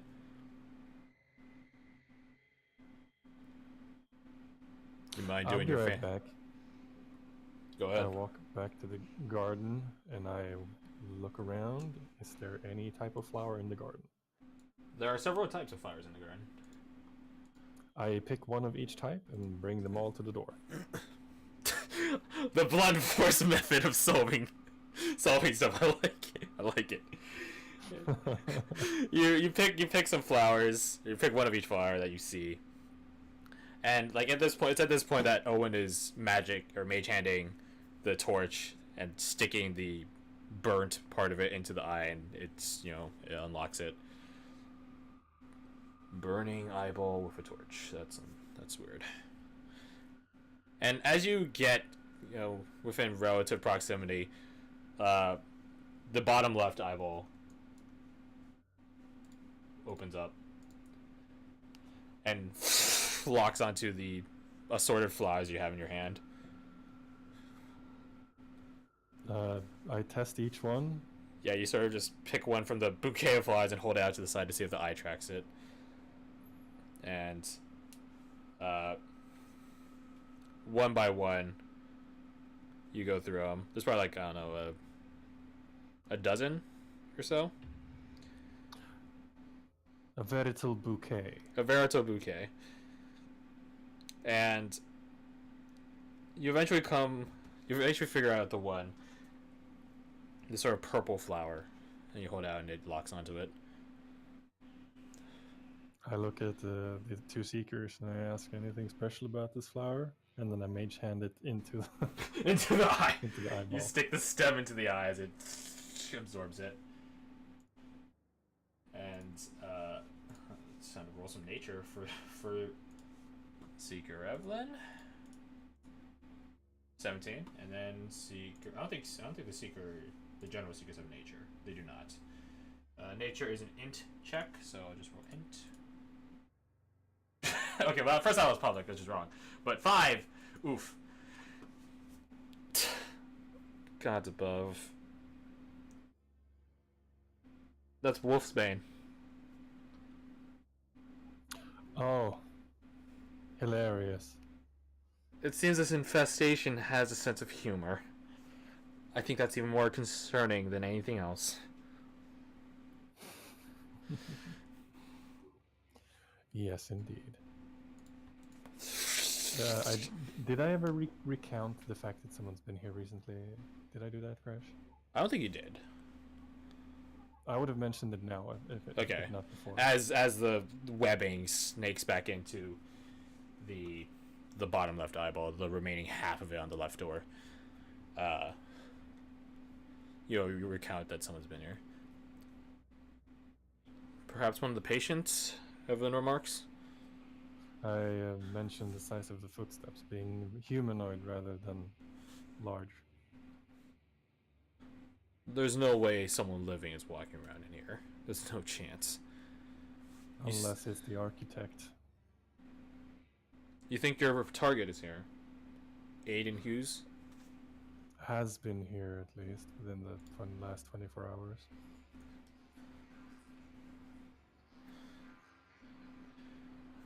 It's equally concerning that this place has a sense of humor, but also that if he's able to walk around so freely in an infested town like this. And I'm afraid to say, if that is the case, adventurer, your job of tracking him will be that much harder.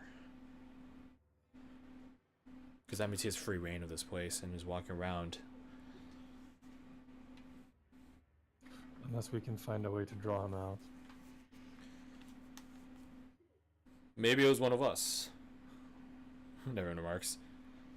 Perhaps. Also possible. For now, let's get the fuck out of here.